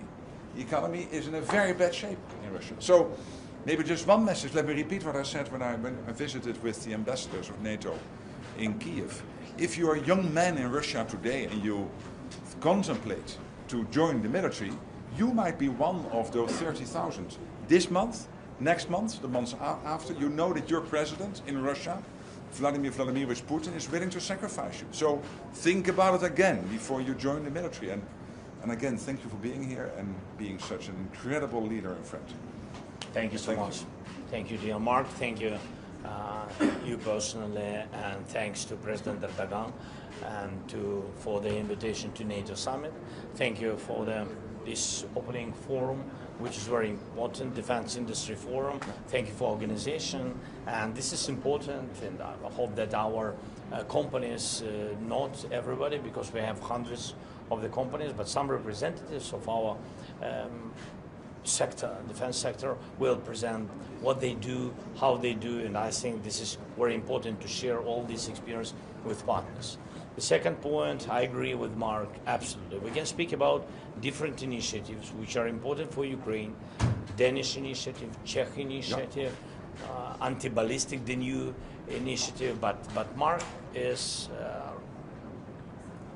absolutely, first of all, is very helpful with the Pearl program. Thank you very much. Because of this program, we can get maybe sometimes not too much, but anyway, PAC-3, PAC-2 missiles from the United States. And tomorrow we will speak about different topics with President Trump and also about this. But also what is important is today to find a way how to get as quick as possible, as much as possible, missiles for Patriot systems. This is the most important thing. We will discuss with Mark this topic. We understand who is not only Americans, by the way, from our friends, they have these possibilities, and we need it very much, and it's urgent topic for us. I think you saw all these attacks from Russia, each day attacks. It's true that they begin to be weak on the battlefield. Russians, and they still a lot of soldiers, and still we have to defend our soldiers also. When we speak about defending, when we speak about air defense, we need it for civilians, but also for our army. We need them to defend them. And of course, we see that the weakness of Russia, we feel it, but it's not enough. We need more pressure, more anti-ballistic, and more sanctions on Russia. Thank you so much. Thank you.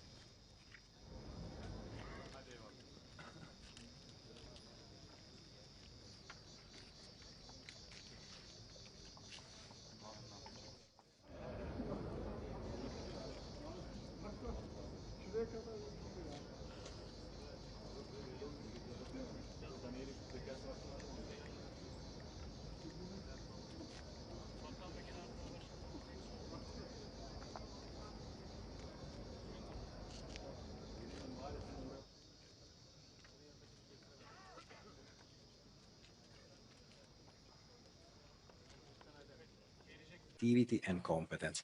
One thing I would like to say is that one common element among all these security, more than defense-related aspects, is the different pace. The fact that time is really of the essence, like it is in war. And therefore, the mindset has to be different. And I can identify specifically two spots where this is specifically applicable. One is as good as possible and not necessarily always excellent, especially if you want to replace in shorter time some capability that you already have. The second one is, like for defense, the possibility to have collaborations. And I think this is something that can, even if it is related and very specific from nation to nation, needless to say, a nation in the southern Europe like Italy surrounded by sea is different from somebody who is in Central Europe or in Northern Europe. Nevertheless, collaboration is still the key due to timescales and the size of the investments that is involved.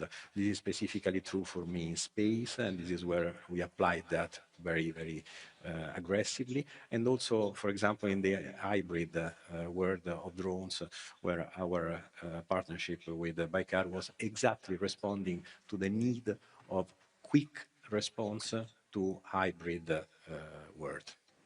You mentioned the need to have specific budgets that are clear and identified. Is there a good way of measuring this 1.5%, of determining the metrics by which countries are achieving particular goals, or is it so difficult to define that it's really not worth trying to have a statistic? Well, I think the rules for defining exactly how to compute have been stated. The areas where these can be spent is known. As I already said, this is quite different from country to country, so it is much broader than the pure defense spending.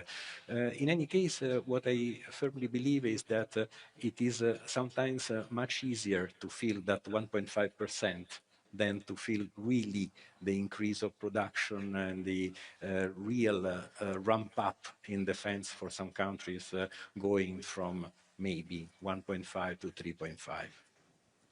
Rob, do you have a specific budget for that defense-related work, or is it just scattered among different government budgets? I think it's very important that you are transparent about how you're going to spend the 3.5% and the 1.5%, just also to show to your taxpayers that all this money is spent well. We've tripled our defense budget in just a few years' time because we were just like others lagging behind.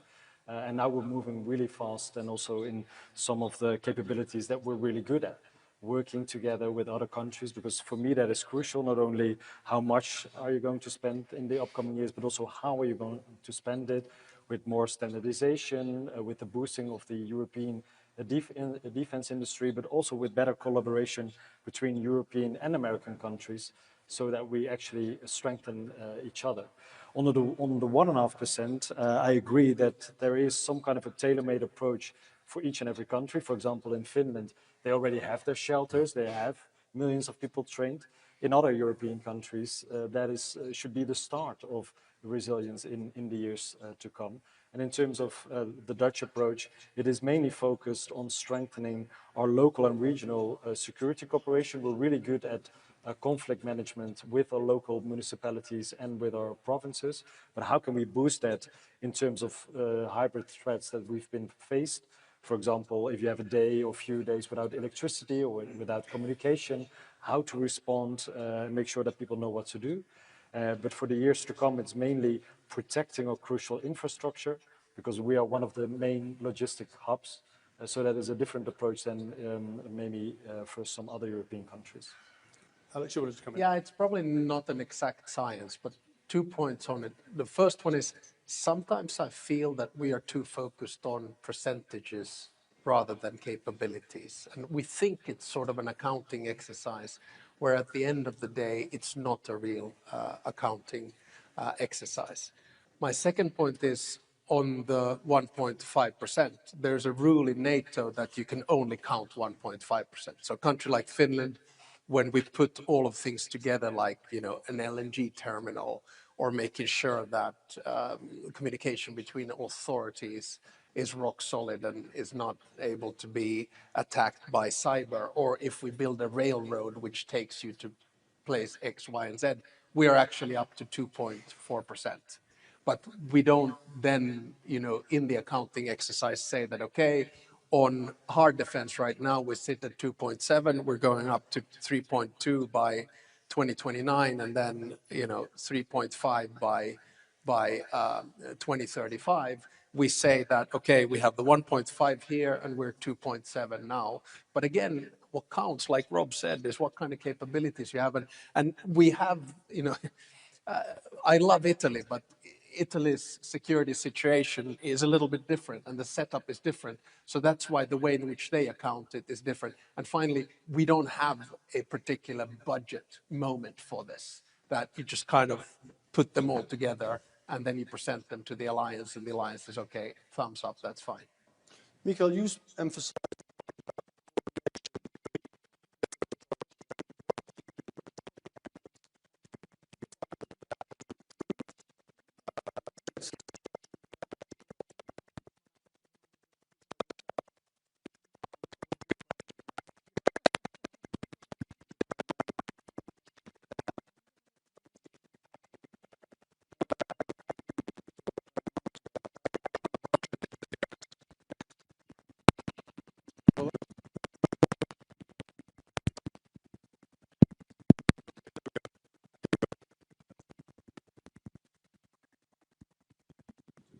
Mine is gone as well. Okay. Try this one then. No, I think we still have a way to go when it comes to what we actually do when things happens. I hear that Finland has a very organized way of and governing things in a proper way quickly. I mean, for us, it's like a drone hybrid threat. Okay, we find them, we know what they are, what do we do? And who is entitled to do something about that quickly?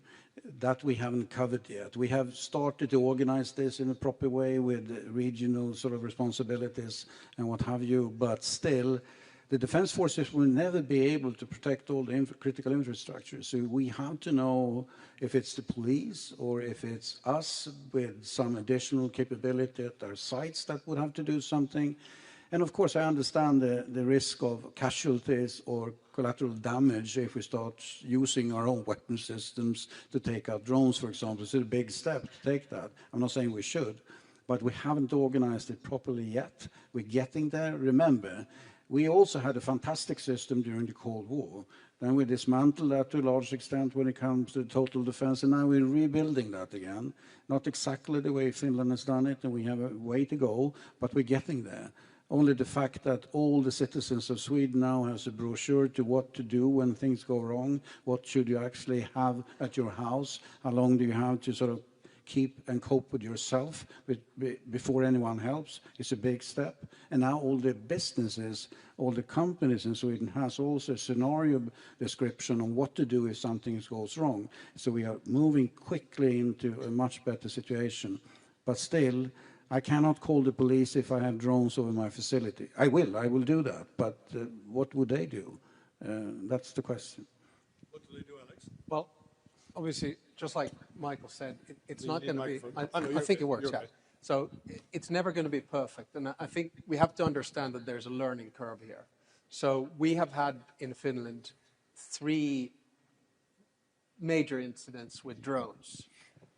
And in the first one, we found out that our coordination wasn't strong enough. In the second one, we coordinated very well. And in the third one, we coordinated like clockwork. I'll give you 2 examples. If it's a drone, and then the basically lead will be taken, obviously, by the Air Force. But the Air Force will keep not only the rest of the military land and sea on par with events, but also the police and the border guard. Secondly, if it's a cable, then the lead will be with someone else. And the key in all of this is that, you have one situation center which is in charge, and you have a clear protocol of what you're going to do. so both legislation and otherwise. But we have to understand that the system is never going to be perfect, and therefore, in hybrid threats, which Michael was referring to, you're basically going to have to understand that the key there is if a system of cables, of IT cables get hit, are you sure that you can have another ramp up of a system somewhere else, and how quickly can you do that? That's a little bit of a, I think, reality that you have to deal with this. So it's not going to be perfect, but you can be good at what you do. Okay, so resilience is part of the answer here. Rob, you wanted to come in. Yeah, let's see, it's working. Something Alex said earlier, I fully agree on. It's not only about the numbers. This is about a shift in mindset. Yeah. Because if you talk about safety and security, it's not just about how many soldiers do you have, or how many F-35s have you ordered. It's 64. Yeah, very good, very good. But it's mainly about getting rid of the Michael doesn't look so happy. Yeah. No, sorry, Michael. Sorry. Yeah. There are other aircrafts. We've been very naive and very spoiled in Europe, thinking that we are just secure and nothing's going to happen to our continent. And we've seen several wars on our continent and outside our continent, but also the threat of being, with the Strait of Hormuz. Earlier we had the gas crisis.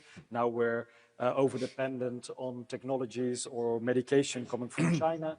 So the shift in mindset in Europe is mainly about, let's be aware of the fact that there are so many topics that could actually threat our way of living, could be a threat to our economy, could be a threat to our security. So it's not only about the 1.5%. The 1.5% is a way to have a more public debate on how to boost your society, how to make sure that every level of government is prepared to step in when it's needed. But it's not only the government, it's a whole of society approach. What can businesses do? What can people do themselves? And how can we as governments actually stimulate that and support that with some of the 1.5% spending? Lorenzo, can I ask you about the defense industry, the degree to which civilian industry can help the military side? Are there capabilities in the civilian sector that can help you in this ramp up? Or are the two worlds of military and civilian technology so different now that actually, you need bespoke factories to build, helicopter ships, missiles, and all the rest of it? No, they've been moving quite separately for a very long time, but now I think there is an important level of coordination that is needed and feasible. If you think about the world of cyber, then this is evident that cyber has for sure an importance in military, but is pervasive in the civil environment, and normally some of the technologies are highly in common between that. Then there is the simplest element, that is the production capability. We are using some production capability, spare production capability from some sectors of civilian industry in order to boost, and I'm sure that other nations are doing the same. And this is probably the easiest thought. In terms of technology, I think there is more and more convergence, also for the reasons, as I said before, that pervasive technologies in the civilian world can help military technologies to be more focused and at the same time to use a gut-feeling approach, a real good for that purpose approach. More in general, I think that then, I fully agree, we should really stick to the capability that we want to provide. Just to give example for Italy, and I always want to liaise with the security.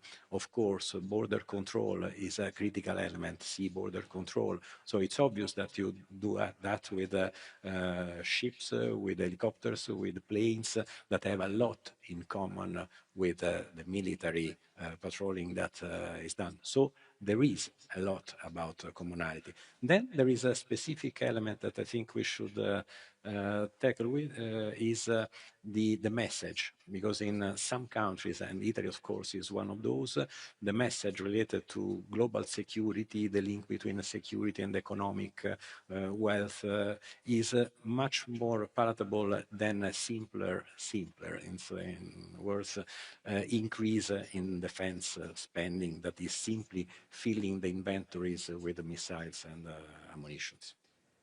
Mikael, did you want to come in?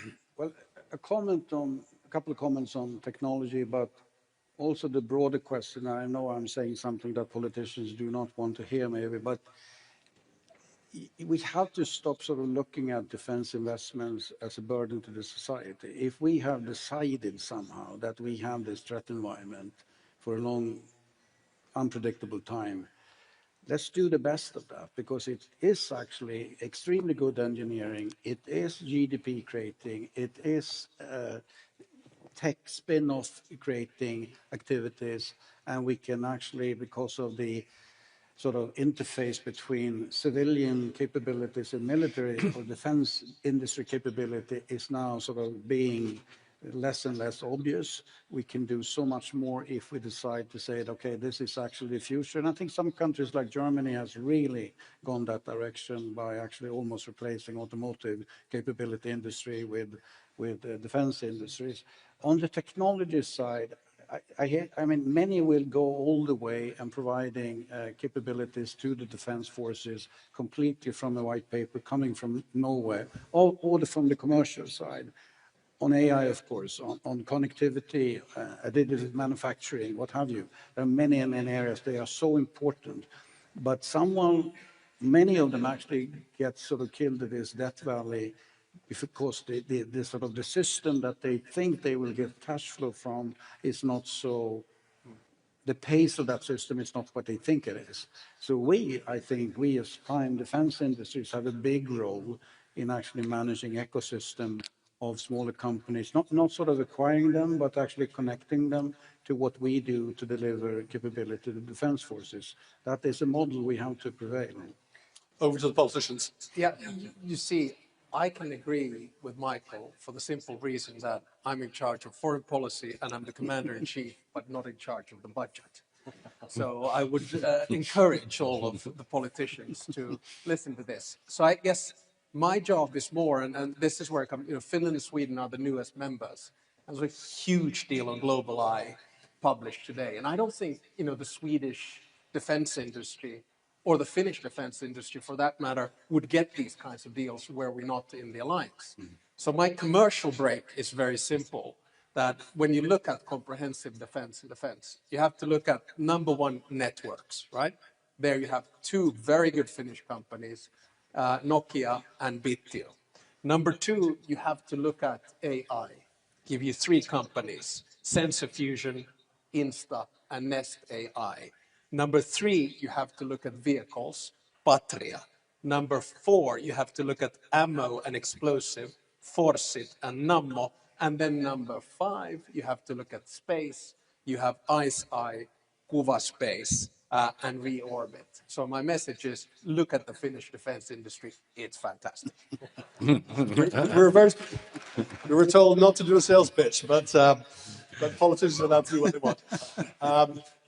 Rob, did you catch my eye? Yeah. Do you want to sell Netherlands defense industry? Yeah, we'll do the next commercial break. No, but one of the things that we've decided, because we are going to boost our spending also in a very fast pace, but we are going to carve out 10% of our national defense budget for innovation.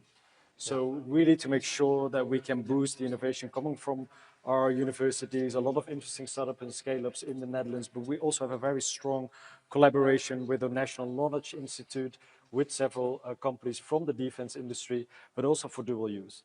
And really to make sure that we can keep up the pace, because warfare is changing so rapidly that you have to carve out, in our case, 10% of the budget for innovation and building this ecosystem, and not doing just within the Netherlands, but with companies throughout Europe and in Northern America. But we also have very strong other companies that are in the end crucial for everything that we do in terms of security. So Alex already mentioned two of the Finnish companies, but we have with ASML probably right now the most important company within the EU.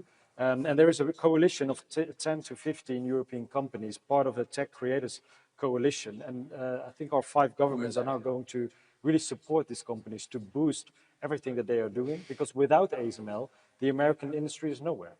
So it is not only about us being reliant on American technology or American innovations, we are also building a very strong European pillar. And in the end, the Americans and the Europeans together are the strongest alliance in the world, and we have to boost that as much as we can. As you mentioned, ASML and AI, do you think that the Europeans need to develop technology with the United States together, or do they need to seek tech autonomy, so therefore their own tech stack, their own data, at least on the military side, their own command and control, their own data cloud, and their own AI for command and control?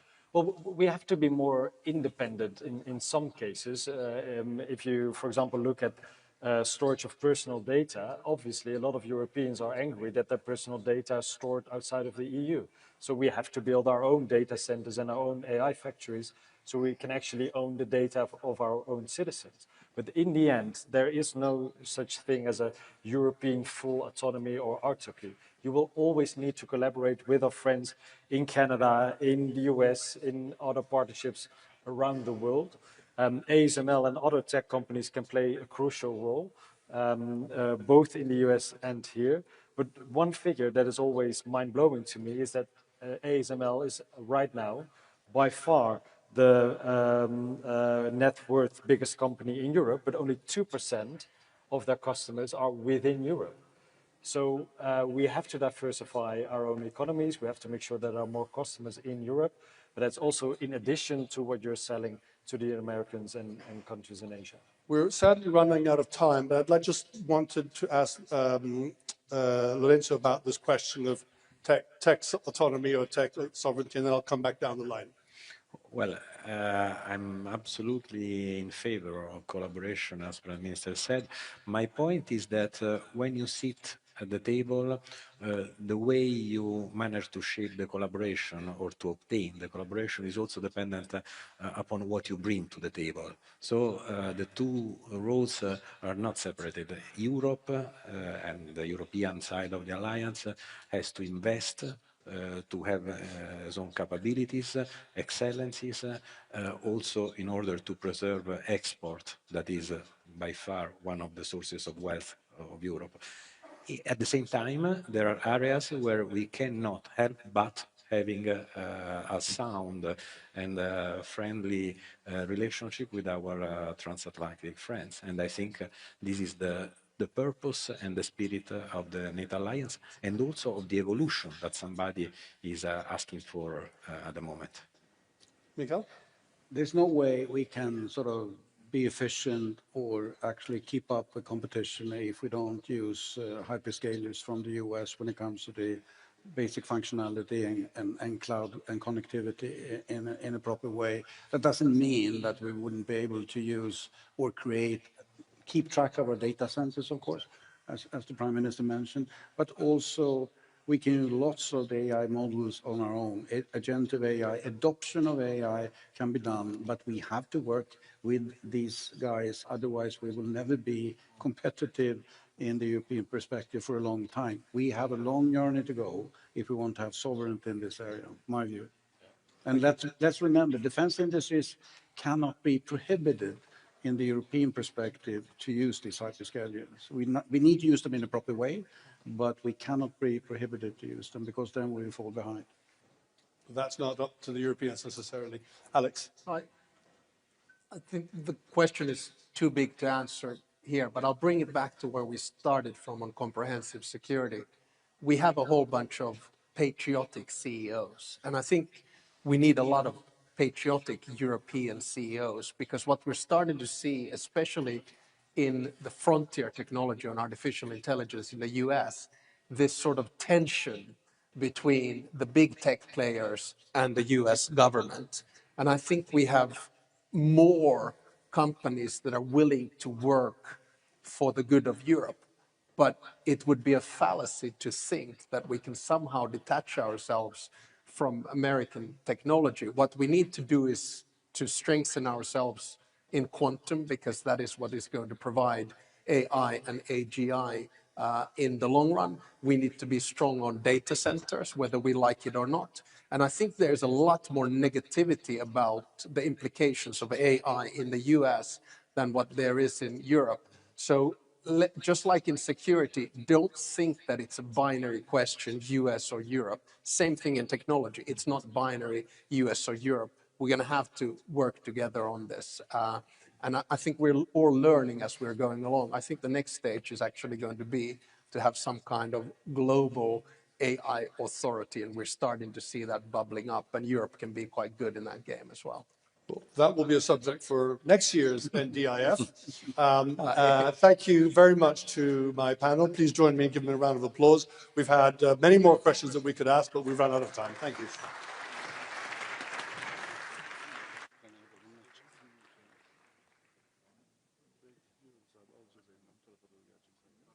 Shall I wait for them?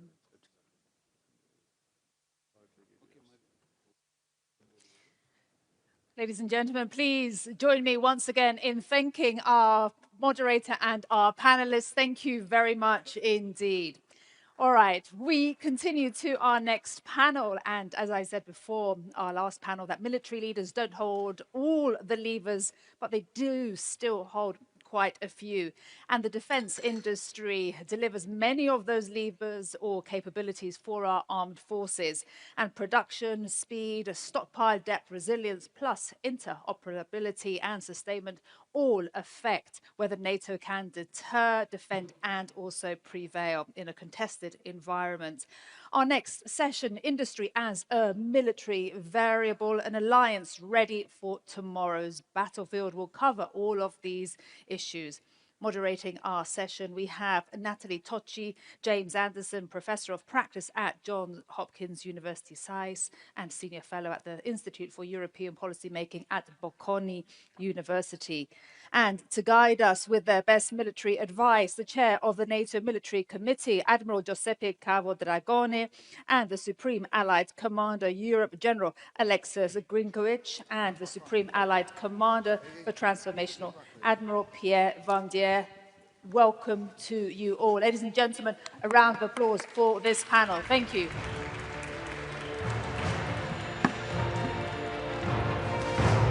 Well, thank you very much for this. And, ooh, that was loud. And indeed, here we are, 1 year on, 5% is obviously on everyone's mind. And of course, in this 1 year, a lot has happened. And we've heard a lot about what has already happened.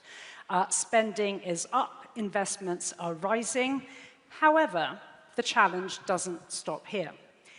It is quite clear that the task at hand is really one of transforming money and investments in real military power. And so the key question which we need to address now is really how to ensure that industry delivers, and it delivers the necessary capacity at scale, at speed, and through constant innovation, while all at the same time remaining united, given that consensus is the name of the game in NATO. And how to ensure that what we produce is actually interoperable, that it is resilient, that it is sustainable. Because indeed, only if all of these conditions are met will deterrence and defense actually be capable. So let us jump straight into this question of military power. And we have, of course, an absolutely stellar panel here who have all of the answers.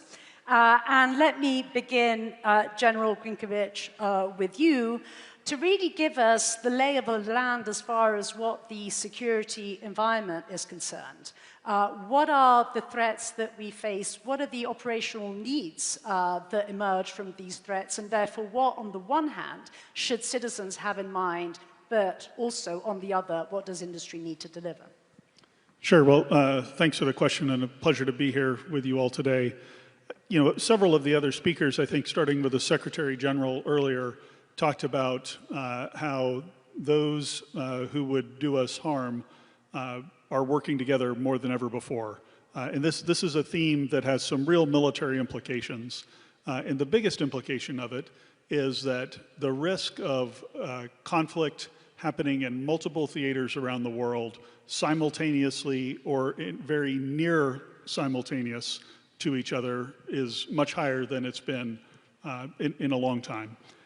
And that will put a tremendous strain on our ability to deliver military effects given the capacity that we have in our inventories.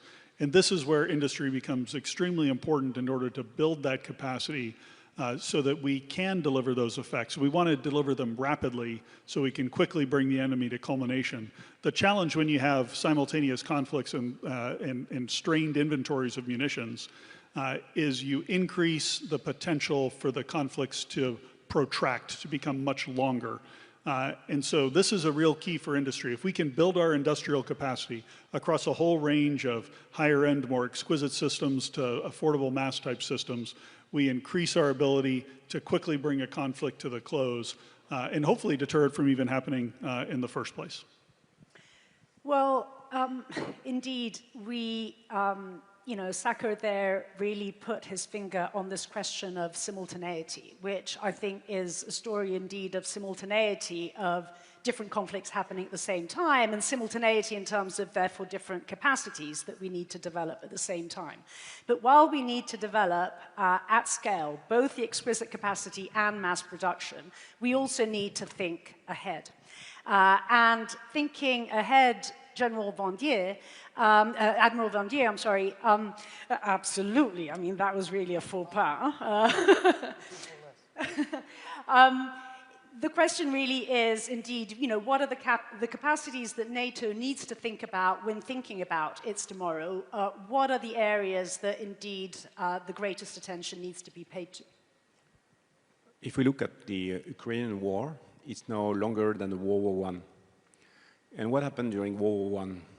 In fact, all the war fighting changed. The aircraft was a toy at the beginning of the war, and we had air combat at the end. The tank didn't exist in the war. It was the first tank assaults at the end of the war, same for the submarine. We see exactly the same effects of the protracted war in Ukraine, where the two opponents adapt themselves, and we've seen a strong adaptation from Ukraine, which is a digital nation, and today they are doing things ahead of a lot of nations in space, in robots, in AI, and they mass produce drones. They will produce 9 million drones this year.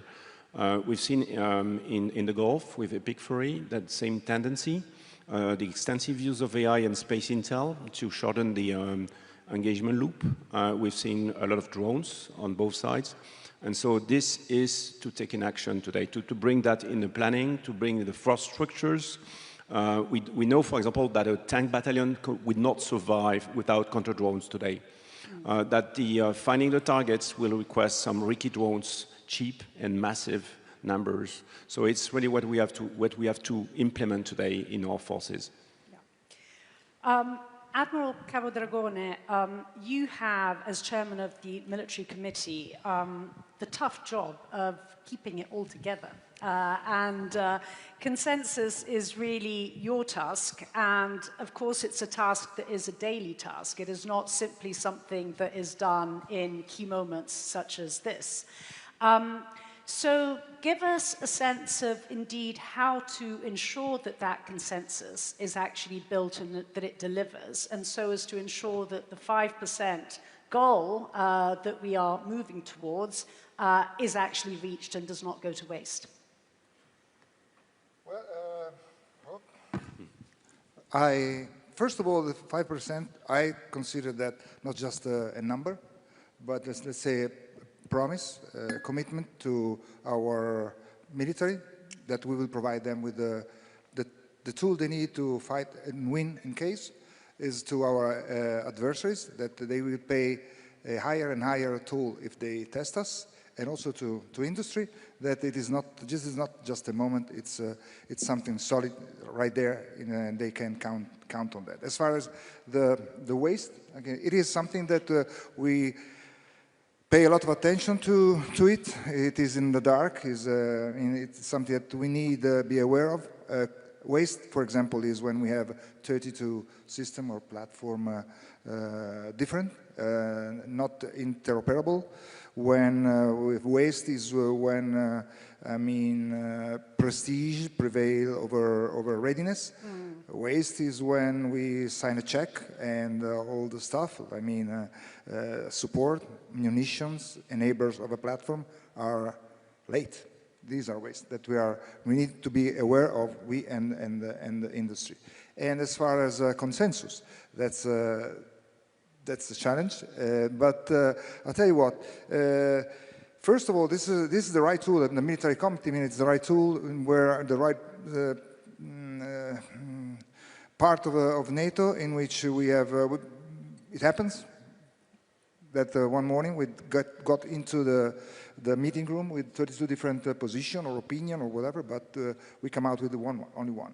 That's something that it is the guarantee that we as military committee provide really a military advice unfettered. I mean, you know, government changes, Chief of Defense changes, Chair of the Military Committee changes, but the threat is right there. It is evolving, but it's right there. It's our reference point to come up with a good, professional, unfettered advice, which overlasts all the governments, I think, and that's the guarantee also for the industry that something stable. So at this point, it is a commitment. It is not the moment, as I told you.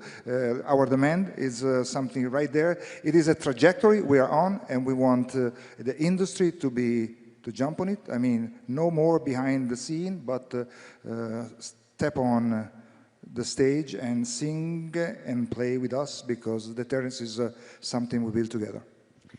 And indeed, it is really a story about industry in sync with government, with NATO working together, and doing so at speed. Now, speed, Admiral, is really a word that I've heard you talk about a lot in the past. And I've heard you define time as really being the main battle space. Could you perhaps give us a sense about what you actually mean by this, and how do we actually ensure that speed is delivered? Yep. Speed, time, velocity are the three words that are most recurrent from this morning on. Right. I mean, time, of course, connect all the domains. I mean, times dictates when we see a threat and when we act. Drones, has shown us very clearly, they decide the time between a target is detected and to the time in which it is struck. Industry, military, and institution need to change their mindset. We need to work and to react on a fastest clock all together, all of us. And basically, that's I would make it very short. The next advantage will not belong to the alliance with the nicest, the most modern, most sophisticated, the sexiest platform or system, but to the one who can learn fastest, decide fastest, scale fastest, recover fastest in peace, crisis, and war. At the end of the day, my personal opinion is time is no more a battlefield variable, but it is an operational domain. Absolutely. Admiral Volodymyr, I want to come to you on this question of speed, because I think there is indeed a key nexus really between speed and innovation, right? We will innovate the fastest if we are faster in actually changing constantly our models and constantly questioning ourselves. Could you talk to us a little bit about how you actually see that relationship between speed and innovation? So there are two critical things to deliver faster. One is being done today. It's what we call the aggregated demand. That means that all the nations go together and they see how they will fulfill SACEUR's plans. And today that job has been made, and the demand signal is pretty clear on what exists. The other part is what doesn't exist, or what we should implement. So that was the example of drones, for example, on all domains. In fact, we need a fast track to implement this. If we just apply what we've done before, that means that it's 3 years to define the needs, then to define the requirements, then to go to contracts, and then to deliver. That makes roughly a 6 to 7 years cycle, which is the obsolescence of the technology we are speaking about. New LLMs, they go, you have a new one each 4 months. The updates of the drones, it's a weekly update. Yeah. So if we are not able to have contracts that are at that pace, in fact, we will have a technological debt. Yeah. And I think today, we have pretty the same contracting process for an aircraft carrier and for our software. We need to have a fast track. This is essential. General Brinkovic, without obviously scaring us too much, but could you give us perhaps a more granular sense of exactly what are the military risks if we don't do all of this? Yeah, so if you think about the ready forces that we're building across the alliance, no doubt in my mind that allies are spending to their Hague Summit commitments. They're going to get the tanks and airplanes and ships, those long lead items that we need, into their inventories in line with their capability targets. And some will meet them quicker than others, but we'll get there. The thing that you need now is the depth of munitions and the replacement capability for those in the event of attrition on the battlefield. And so, you know, where you might have used to thought of, you send a fighter squadron or you send an infantry brigade into battle, that they go with 30 days of supply, and if you build that 30 days of supply, you're really good to go, and that's all you need to think about. What we really need to develop is the back end of that industrial base that can sustain that fight over a longer period of time. So it becomes as much about building the capability as building the ecosystem that can sustain the fight. And that ecosystem can't just be static. As Admiral Vandier mentioned, the development and innovation cycles are running at faster and faster rates. And so as we resupply our forces that are on the front lines, as we replace the things that have been attrited in combat, we want those to be more modern, more adapted to whatever changes we're going to see on the battlefield. This, to me, is one of the real lessons from the conflict in Ukraine, from the conflicts in the Middle East, is that you have to build a very tight relationship between the militaries and the industrial base, so you have really rapid discussions about what it is that the battlefield requirements are on the front line, and then industry can talk about what they can deliver, and in that tight loop, deliver much more quickly. You know, someone this morning talked about the general's opinions on what they might need isn't as important as someone on the front line. I absolutely agree. The fingertip feel for what's needed is going to come from the front line, and we've got to figure out how to make those connections at the right echelons. Yeah. Admiral Cavadragone, in a sense, a related question that comes from the floor. What is, you feel, the military problem that is actually most critical for industry to address for NATO? I think that what we should be aware of is that, I mean, we have more money available. Yeah. We have more money on the table. So again, we have to transform money in capabilities or effect on the battlefield. We cannot just wave money in face of the enemy because it's not gonna work. But the thing is that temptation or something that could happen is that with more money, there should be the tendency that we need to intercept at the earliest to more fragmentation. So the temptation should be there. And I think this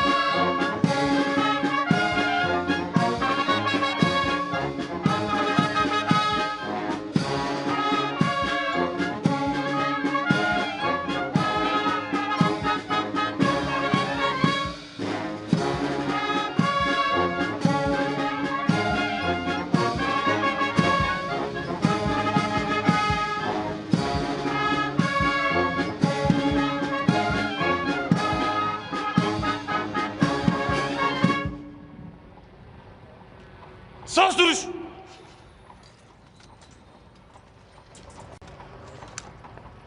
Döner at.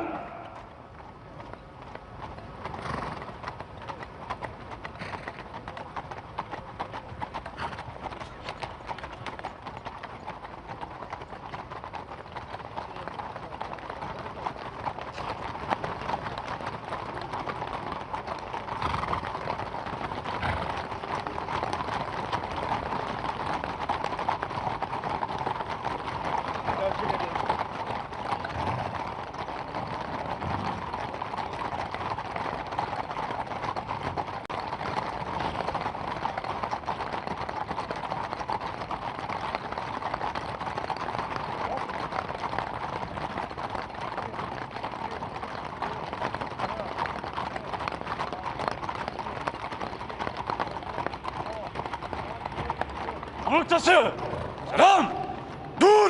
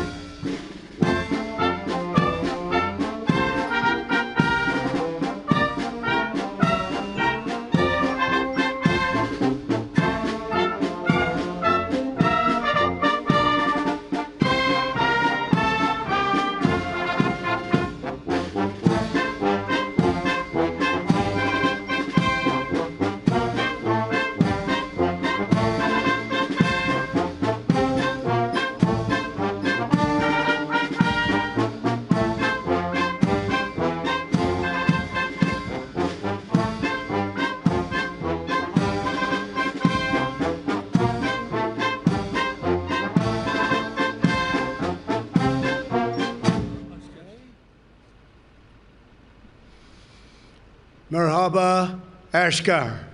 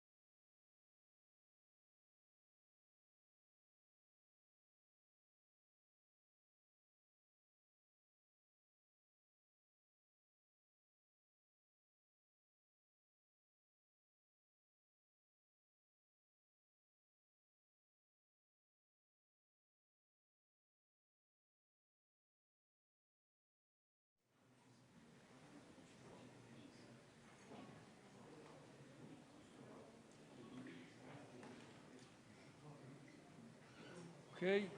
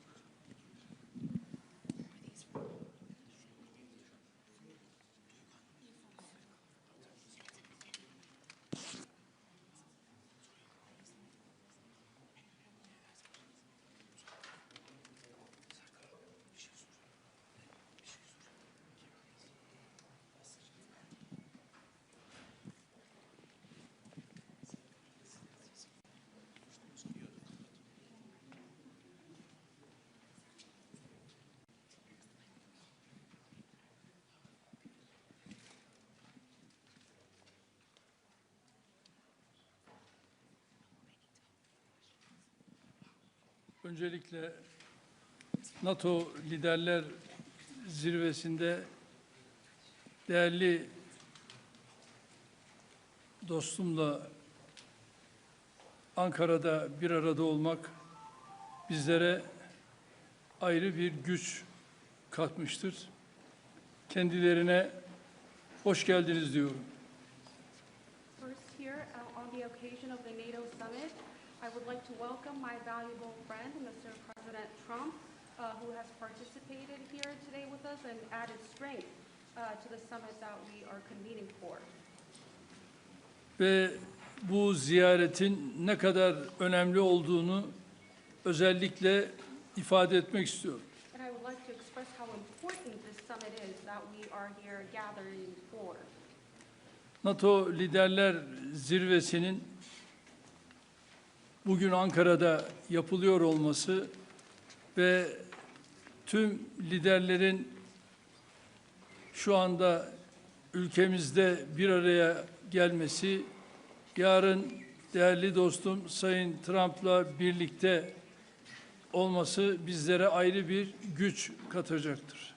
The fact that we are convening here today for the NATO Ankara summit and that all the leaders are arriving and have arrived with the presence of President Trump, which will be adding might and strength to our summit. Kendilerine tekrar hoş geldiniz diyorum. Once again, I would like to say welcome, Mr. President. Well, I want to thank you very much. As everybody knows, it's been very much reported. We are great friends. The president has done an incredible job just landing at the airport, to see such a beautiful airport and to have a building named after me. I was very happy about that. That was very nice. The airport is absolutely beautiful. The roads coming in were brand new and beautiful. And you've been a great leader and a respected leader all over the world. And we really do. We've had right from the beginning good chemistry. We've had a very special relationship. Turkey has become, under the president, a very powerful country militarily. People don't know how powerful, actually. They have a lot of our equipment, and they have a lot of great soldiers, and they're really somebody to be reckoned with. And the nice part is that because of the relationship that we have, it's all gone very well. I just want to say that I have a lot of respect for the president, and I think it's really to the benefit of both countries. We're going to be talking today about trade. We're going to be talking about other things having to do with the military, lots of different things. Probably we'll mention Iran, where we have essentially decimated their military. They cannot have a nuclear weapon. And we're going to have some very good discussions.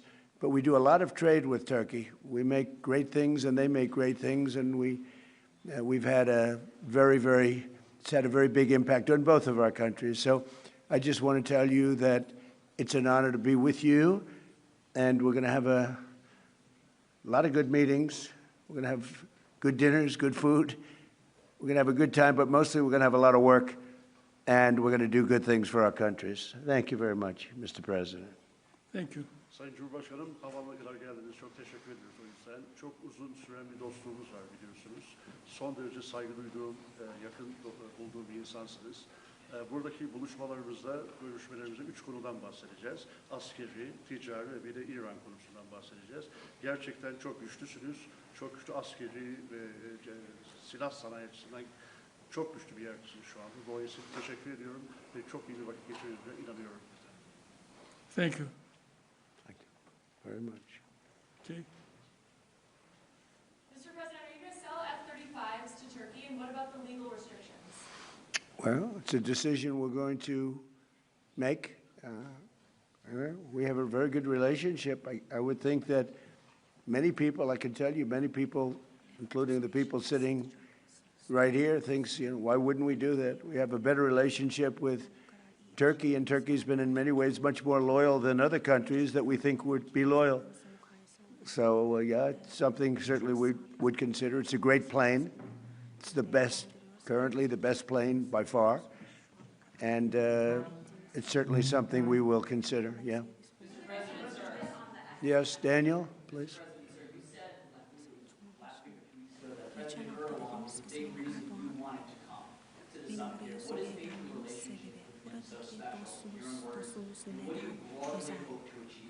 You never know why a relationship is special.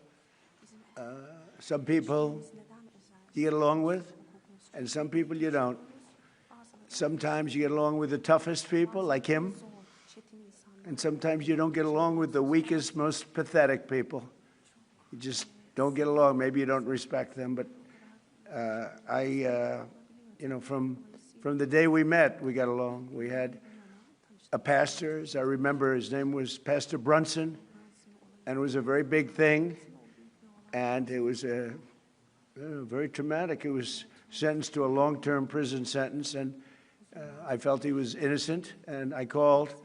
Other people called. They got nowhere. I called the president, and he released him immediately. It was something that the evangelical community will never forget, and because he was a good man, Pastor Brunson. So, just things like that, we just it's always worked out. And I think it's been from the very beginning, from the first moment. I said it before, it's a chemistry that works between us. There are those that I don't have a good chemistry with, I will tell you that. And we work that out too.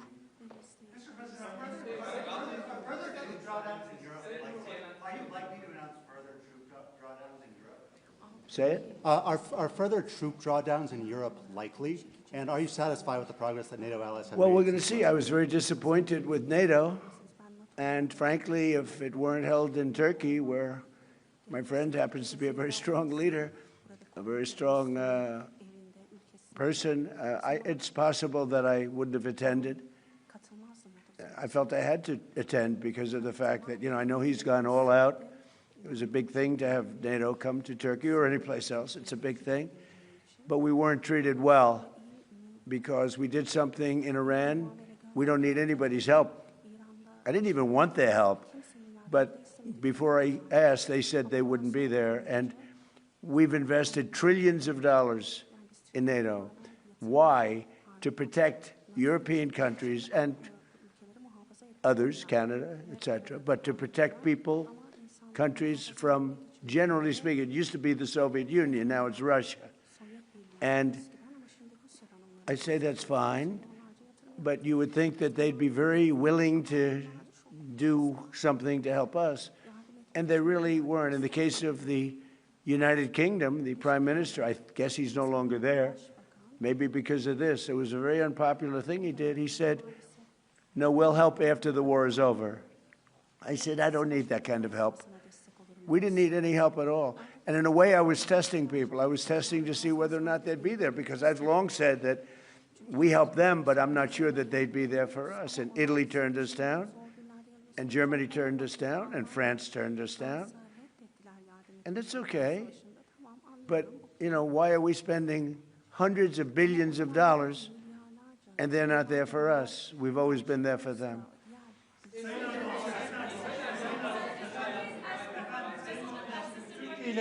Türkiye ile Suriye arasında Türkiye'de efendim.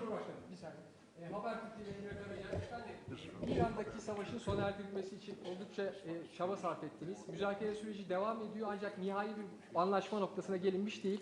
Bundan sonraki süreçte Türkiye nasıl adım atacak İran ve ABD arasındaki müzakere sürecinin olumlu bir şekilde neticelenmesi için? Bu süreçte yine aynı şekilde bizler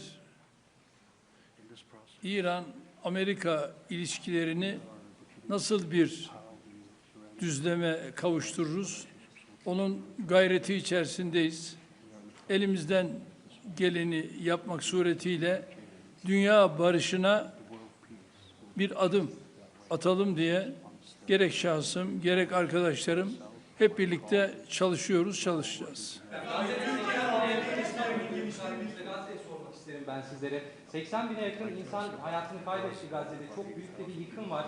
Ateşkes sağlandı ama yer yer bu ihlaller devam ediyor. Ateşkes ihlallerinin önlenmesi için, insani yardımların Gazze'ye girebilmesi için, ayrıca Gazze'nin yeniden inşa edilebilmesi için önümüzdeki süreçte ortak atabileceğiniz adımları değerlendirecek misiniz muhatabınızla? Müsaade buyururlarsa kendisinin de bu konudaki fikirlerini almak isteriz. Teşekkür ederiz efendim. Özellikle Gazze konusunda tabii değerli dostumla bunları da konuşarak özellikle bu bölgedeki barışı sağlama için bu liderler zirvesini çok önemsiyoruz ve bu liderler zirvesinden aynı şekilde bir kararın çıkmasını da hayra yorumluyoruz ve bunun olabileceğine de ben ihtimal veriyorum. Efendim, Türkiye-ABD ilişkilerinin geliştiği bir dönemi gözlemliyoruz. 2025 yılında geçen yıl Amerika Birleşik Devletleri'ne yaptığınız ziyarette önemli ticari anlaşmalar da imzalandı. Suriye konusunda Türkiye'nin önemli bir aktör olduğunu söylemişti Sayın ABD Başkanı. Şimdi yeni dönemde gelmeden önce de Sayın Trump bir sürprizle geliyorum ifadesini kullandı. F-35'i, Kaan savaş uçaklarının motorlarını konuştuk. Acaba gündeme gelebilir mi şeklinde. Siz bu sürprizin ne olduğunu düşünüyorsunuz? Türkiye bugünkü görüşmelerden sonra istediğini alabilecek mi? Teşekkür ederim. Tabii F-35 konusu biliyorsunuz bizim için yeni bir konu değil. Ve bunu bizler Amerika ile daha önce de görüştük. Ve biz 5 uçağı da sözünü aldık ve Sayın Trump'ın bu konuda bize ayrıca sözü var ve şimdi de bu liderler zirvesinde yapacağımız görüşmelerde F-35 ile ilgili kendilerinden bu daha önce aldığımız sözün ben geleceğe yönelik olumlu şekilde test ettiğimizi biliyorum ve bu konuda da Sayın Trump her zaman sözünün arkasındadır. Burada yine inşallah F-35 konusunda bu liderler zirvesinden hayırlı bir karar çıkacağına inanıyorum.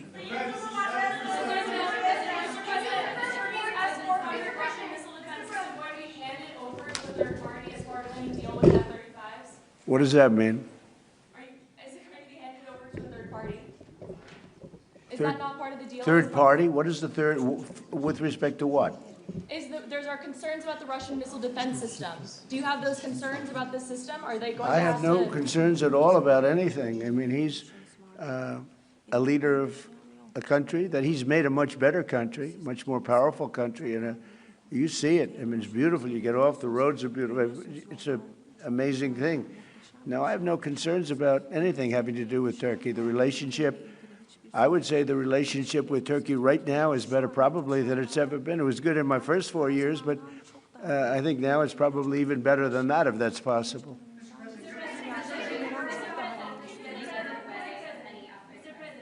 Sir, US military and Turkish military constitute a really strong and large military base for NATO. Are we expecting further defense cooperation out of this bilateral meeting, out of this NATO summit here in Ankara? Well, we're going to find out when I go there. We're going to find out. We're going to be having meetings. I'm very friendly with many of the leaders. You know, some of them are new. We don't know them. But, you know, I've been doing this for now sort of a long time. If you count the 4 years where we had a rigged election, you know, I was very much into politics then, too. But I spent the first 4 years. I spent 4 years in a little different state. And then we've had an amazing, probably the best year maybe ever had by an American president. When you look at the economy, we have the greatest economy we've ever had. We have $19 trillion, $19.2 trillion to be exact, being invested in the United States. That's 7 or 8 times more than it's ever had. It's a world record, not just a U.S. record. And I just read where, in fact, coming over, I was in the car with those beautiful horses, those great riders, those great soldiers, and it came over the wires that Toyota is moving out of Mexico into the United States and building one of the biggest truck and car plants ever built. It's amazing. That's what tariffs do, if properly used. And so we've never had a more exceptional economy or potential economy. There's never been anything like it. Under the last administration, they did much less than $1 trillion of investment coming in. And we're at 19.2 trillion in actually the first 12 months, because that's where it's, you know, really, so we're there a year and a half, so that number is now substantially higher. But 19.2 trillion, Scott, for a period of 12 months. Nobody's ever seen anything like that. So we have by far the greatest economy. We have more jobs right now in the United States than ever before. And we have a great relationship with some countries on trade, and Turkey happens to be one of them. Sayın Cumhurbaşkanım, siz her fırsatta dünya 5'ten büyüktür, daha adil bir dünya mümkün tutuyorsunuz. Bugün konuğumuz Sayın Trump, ABD Başkanı, onun da zaman zaman küresel sistemin mevcut durumuna ilişkin eleştirilerini biliyoruz. NATO'nun 2 en büyük askeri gücü olarak bu noktada, bu eleştiriler doğrultusunda ortak bir adım, ortak bir girişimde bulunması önümüzdeki süreçte söz konusu olabilir mi? NATO'da 2 önemli ülke olarak gerek Amerika gerekse Türkiye, bizler bu liderler zirvesinden de dayanışma içerisinde güçlü bir çıkışı sağlayacağız ve bunu da başaracağımıza inanıyorum.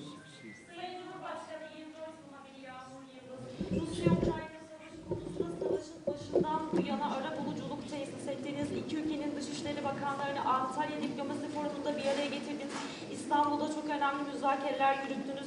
Bu zirve kapsamında da Sayın Trump'ın Sayın Zelenskyy ile görüşeceğini biliyoruz. Nihai aşama olarak hangi noktadayız? Savaşın sonlanması konusundaki gidişata ilişkin değerlendirmeniz nedir? Teşekkürler. Antalya Diplomasi Forumu'nda Dışişleri Bakanlarımız bir araya geldiler. İstanbul müzakere sürecini de... Is that for me? Are you asking me, or are you asking the president? The president, yes. Biz Rusya-Ukrayna arasındaki bu gelişmeleri de yine değerli dostumla burada paylaşacağız, görüşeceğiz ve ona göre de adımlarımızı atacağız. Televizyon kanalından Hatice Kübra Bal, benim sorum da aslında az önce biraz yanıtladınız ama Türkiye'nin 5. nesil uçağı Kaan motorları için F-110 motorlarından söz edeceğiz. Aynı zamanda kassa yaptırımları ve bu bağlamda da F-35 alımı ile ilgili aslında bu görüşmeden bir somut sonuç bekleyebilir miyiz? Onu merak ediyoruz. Ben bunu daha önce değerli dostumla görüştüm ve Kaan'la ilgili onun motorları noktasında bu liderler zirvesinde bu görüşmeyi değerli dostumla tekrar bir araya geldik. Onu görüşeceğiz ve inanıyorum ki bununla ilgili bize verdiği müjdeyi burada da tekrar edecektir. Ve bu müjdeyle de herhalde liderler zirvesinde kendisine teşekkür edeceğiz. You know, I might add that Turkey bought planes. It's the best plane. But they bought planes from the United States. And when you buy a plane from the United States, if there's engine rehab and other things that are done to engines, there's various things that happen, including just maintenance. I think we have an obligation to maintain engines and help them maintain engines. When you buy a plane from us, what are we going to do? Say you're buying a plane if the engine needs work or if the engine has to be rehabilitated or even upgraded somewhat, but I think we have an obligation to do it. What are you going to do? Say, I'm not going to do that? Look, Turkey's been, I know, you know, a lot of people don't agree, although I think with time they're starting to. Turkey has been a great ally for us.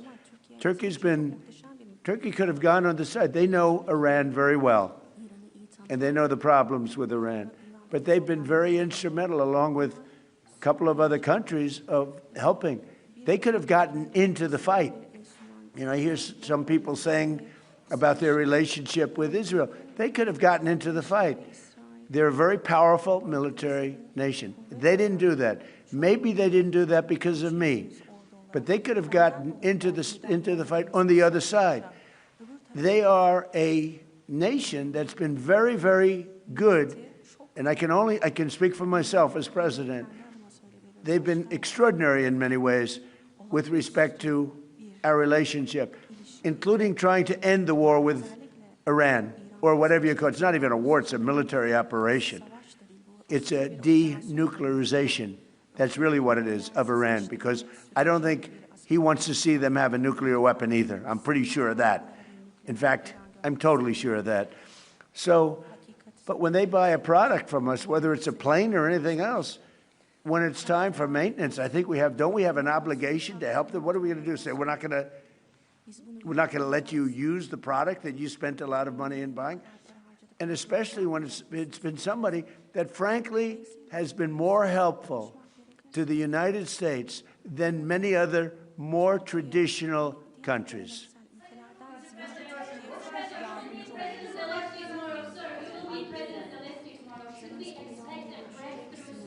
I do. I had a very good talk with President Putin, who, by the way, has a lot of respect for President Erdogan, a lot of respect for him. We had a long talk yesterday. It lasted a long time, and I also spoke with President Zelenskyy right after that. I think they both want to make a deal. It's too bad it took so long, but I think there's going to be something's going to come out, and the president's also helping us with that. But I think there's something. You know, I settled 8 wars, and I think we're going to be settling a 9th. It doesn't seem likely now, but sometimes with war, I see when it's least likely, that's when it happens. I had a very good talk with President Putin. I had a very good talk with, I would say, as a combination. A lot of times I'd do well with Putin, and Zelenskyy would be a problem, or vice versa. Zelenskyy would be great, and Putin would be. They both want to get it settled now. More than that, that's all I do in my life is deals. I know deals. And I think I think we're going to get it settled, hopefully soon. Last month, 35,000, mostly soldiers, died. The month before that, it was 24,000. The month before that, it was 27,000. And the month before that, it was 29,000. But last month, it was 35,000 young soldiers, mostly soldiers, died. And that's crazy.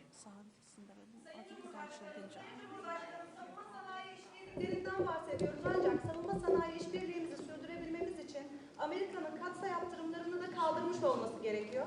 Sayın Büyükelçi Barak burada kendisinin bu konuda aslında mesajları da oldu geçtiğimiz aylarda. Sayın Başkan'ın da bu konuda olumlu düşündüğünü biliyoruz. Hem ticaret hacmi hedefine ulaşmak hem de NATO zirvesinde burada Sayın Trump gelmeden önce de açıkladılar. Aslında Türkiye'nin hattıyla zirveye katıldığını da açıkladılar ama aynı zamanda katsa yaptırımlarının Türkiye'ye uygulanıyor olmasının bir tezat olduğu düşünülüyor. Bu noktada, bu görüşmede artık somut bir netice alınabilir mi? Ayrıca siz bunu gündeme taşıyacaksınızdır muhtemelen. Sayın Başkanım da bu konudaki düşünceleri de alabilirsem mutlu olurum. Teşekkür ediyorum. I can tell you, we're going to be taking the sanctions off. Okay? I don't want him to waste his time answering that question because we're working very closely with Marco Rubio, a very famous man, great Secretary of State, and with Scott Bessent, and with Pete and everybody else. We're going to be taking the sanctions off. It's time to do that. Okay? We don't want to sanction friends. It's very simple. There's plenty of people we can sanction, and we are sanctioned. We don't want to sanction friends. And because of the president, you know, we have a very good relationship with the new leader of Syria, and he's done an amazing job. In a year and a half, he's pulled the whole country together. And I have a very great relationship with him. And somebody said, well, he's pretty rough to put him there. I approved him along with the president. We were the two that really wanted him. And he's done a great job. He's done a great job. He's pulled it together. Not an easy job. Post yesterday with respect to Prime Minister Maloney, that true social post with the restraining order. Oh, I don't know. I think she's a nice person, actually. We've had a good, we had a bad relationship. It became a little bad because she refused to help us. Again, I didn't put a heavy press on her, but she refused to get involved with the Hormuz Strait, or you could also say just Iran. She refused to get involved. So it soured my relationship with her a little bit. But I like her. I think she's a nice person, actually. But I think she made a mistake. You know, they get a lot of their oil from, we don't get any of our, we have a lot of oil. The United States has more oil than anybody. And when you add Venezuela to it, it's like we have far more oil than anybody. We don't need the straits. We do this because we think it's an important thing to do. But she just wasn't there for us. And I wasn't happy about that. You can imagine, I wasn't happy about that.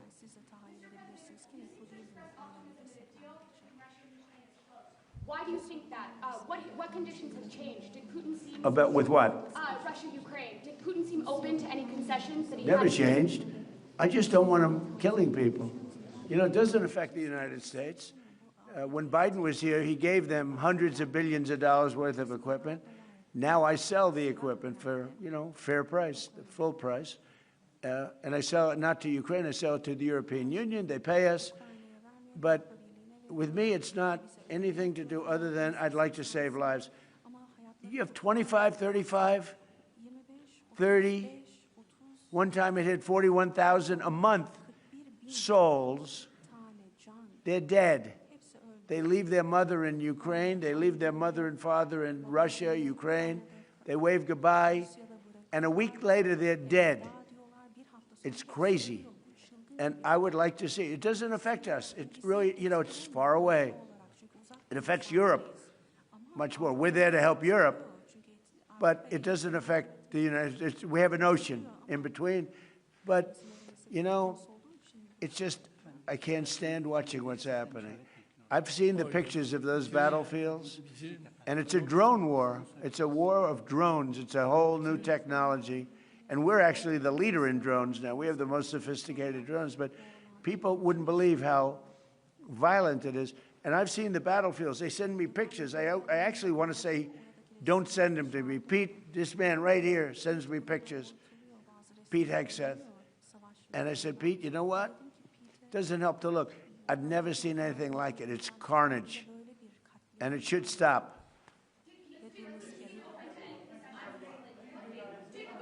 Open to any concessions to end the war? Did Putin seem open to any concessions to end the war in your coalition? I get along very well with both, and we're going to get it settled. And President Erdogan's helping us get it settled, as he's helping with Iran.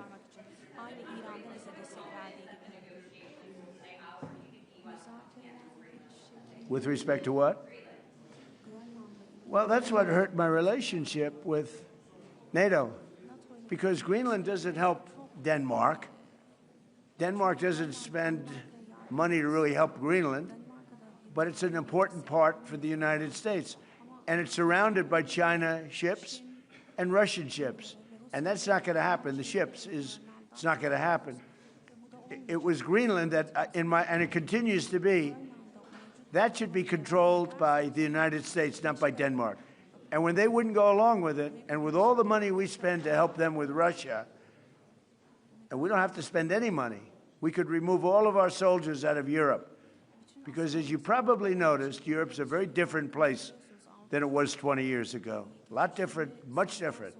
It's a much different, and they better be careful with immigration and energy.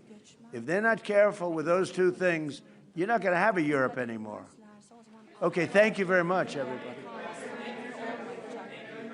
Değerli arkadaşlar,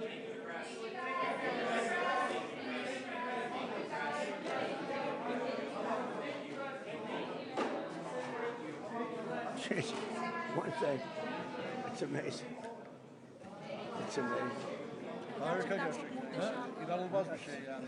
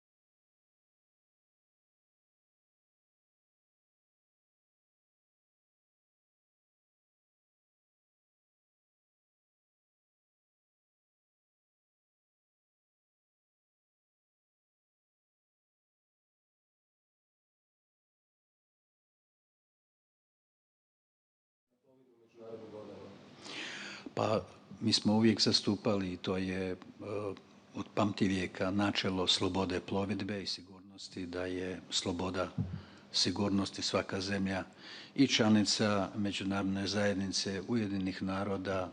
Dakle, imamo jednaku odgovornost i sloboda plovidbe bi trebala biti zajamčena, ali o tome će naravno se može razgovarati. Ali za nas je apsolutno sigurnost plovidbe.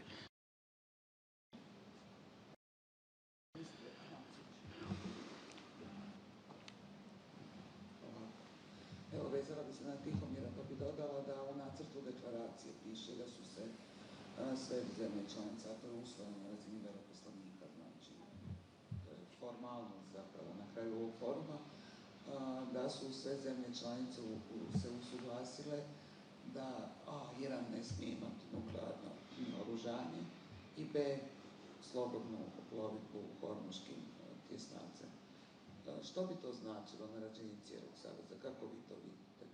Pa vidim kao jedan napredak i upravo je današnji summit, ovogodišnji summit pridonosi jedinstvu, jačanju jedinstva, transatlantske suradnje i ono što je, kada govorimo o obrani i sigurnosti, Europe i Sjedinjenih Američkih Država, niti Sjedinjene Američke Države mogu bez Europe, niti je Europa bez Sjedinjenih Američkih Država, ali vi ste vidjeli u zadnjih mjeseci, počev od one subote 28. veljače,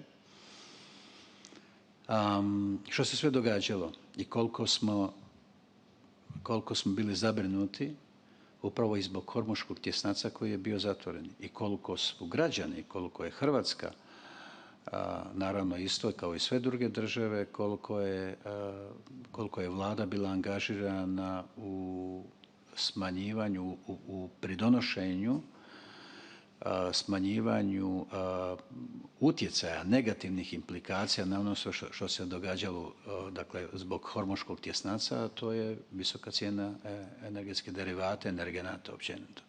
Tako da i ovo što se događalo u međuvremenu i višeputno sastajanje i Sjedinjenih Američkih Država i Irana za pregovarački stol, što smo mi od početka pozdravili. Evo i pozdravili smo i što se to dogodilo u Pakistanu. Pakistan je bio medijator, to je zemlja upravo gdje ću ja biti sutra prvi europski ministar koji će posjetiti tu zemlju koja je doista važna i koja opet nudi i dalje svoje usluge. Svakako da su ove teme apsolutno da će biti na stolu, da će se o njima razgovarati. Ono što je najvažnije je zapravo da nema ratnih djelovanja, da je hormuški tjesnac otvoren i da sad o raznim drugim modalitetima će se nastaviti razgovarati kao što se razgovaralo još od 2015. 16. godine o ugovoru o nuklearnom naoružanju. Tako da sve je to na stolu. I želimo čuti što će drugi isto tako reći. Mislim da to glavni tajnik Mark Rutte dobro koordinira i ono što je najvažnije da imamo afirmativan pristup prema budućnosti našega saveza i cjelokupnom euroatlantskog prostora, ali i međunarodne zajednice. Jer mir je, nema alternativne za mir. A s pogledom isto tako i na Ukrajinu. Sada dolaze u ovim trenucima Ursula von der Leyen, predsjednica Europske komisije i predsjednik Europskog vijeća. Dolaze zajedno na razgovore. Vi imate nekoliko programa koji su kompatibilni, ali opet s jedne strane imamo SAFE u koji Europska unija, odnosno država Europske unije, ulaže novac za proširenje kapaciteta, s druge strane ono što NATO traži, prije svega američki predsjednik, da se to i formalizira. Tako se samo prisjetimo da je prošli tjedan dok je bio u Washingtonu, glavni tajnik Rutte rekao da se Vladimir Putin nikako ne boji preuzetih obveza, nego njihovih izvršavanja. Smatrate li vi i vaši kolega na ovim sastancima da zaista se izvršavaju obveze koje su preuzete u Hagu i s druge strane da je to dobar tempo, odnosno da se to događa na vrijeme?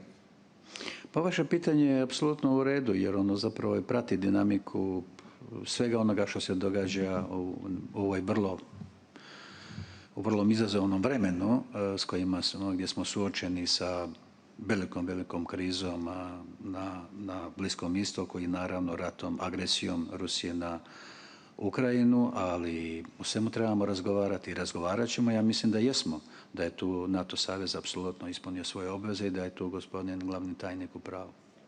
Možda još jedno neizbježno pitanje ministre, to smo pitali i ministra Antića prije 2-3 sata. Jeste li, s obzirom da na samitu Hrvatsko predstavlja predsjednik, odnosno uvijek predstavlja predsjednik Republike, jeste li vaše stavove usuglasili sa uredom njegovim? Pa vidite, kad govorimo o stavovima, sve ono što radi se za predsjednika države, za predsjednika Sabora, za predsjednika vlade, to radi Ministarstvo vanjskih i europskih poslova, to je zajednički servis, to je zajedničko tijelo koje priprema materijale. Vi ste spomenuli da je sve i ova deklaracija dogovorena na razini veleposlanika, prema tome tu nema nekakvih posebnih iznenađenja. Kada govorimo o vanjskoj politici, onda znate da je predsjednik vlade apsolutno vodi vladu i državu u onom smjeru koja je kompatibilna i koja je usuglašena sa glavnim smjerom kojeg vodi Europska unija, koja vodi NATO savez i osobito kada je u pogledu Ukrajina. Predsjednikovi istupi nekad odudaraju od tog smjera, tako da idemo vidjeti što će predsjednik isto tako sutra reći. Nadamo se da neće biti iznenađenja. Znači niste upoznati sa onim što će... Ja ne znam što će predsjednik govoriti. Ja znam što je Ministarstvo vanjskih i europskih poslova radilo. Radimo zajedno s našim saveznicima, s našim partnerima, prije svega sa saveznicima. To je jedna uobičajena diplomatska aktivnost gdje naše stalno predstavništvo u Briselu radi, priprema i čak i predlaže usuglašeno onaj narativ koji je narativ NATO saveza i koji ne bi trebao odskakati. Hoće li predsjednik doći u situaciju da kaže nešto drugo? Ja to ne znam. Dakle, kada dođe na red predsjednika govoriti, onda će on reći, hoće on pročitati ili će ono što mu je pripremljeno u 3 minute ili će reći nešto drugo, ja to ne znam. Ali mi znamo koji je stav nas kao zemlje članice, lojalne članice NATO saveza, dakle i svih onih vrijednosti koje smo preuzeli našim članstvom u NATO savezu. O drugome ja ne mogu govoriti koji će biti njegov nastup. Ministre,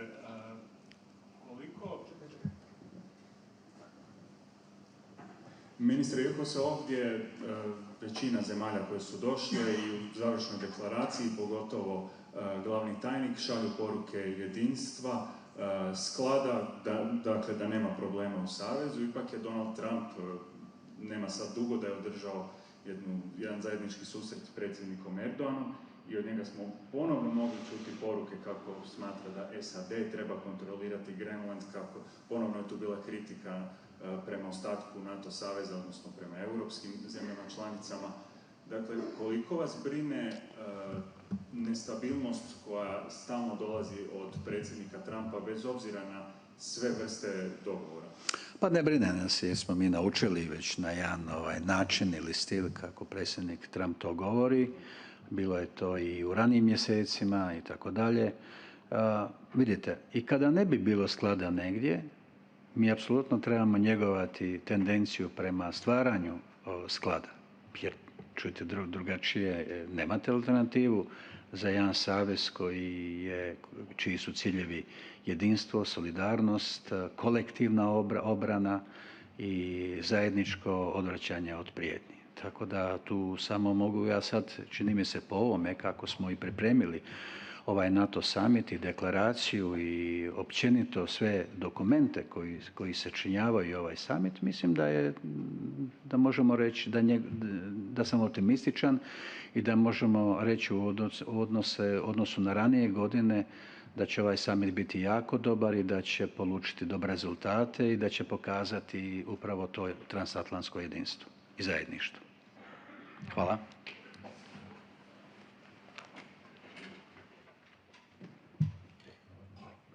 doviđenja, bo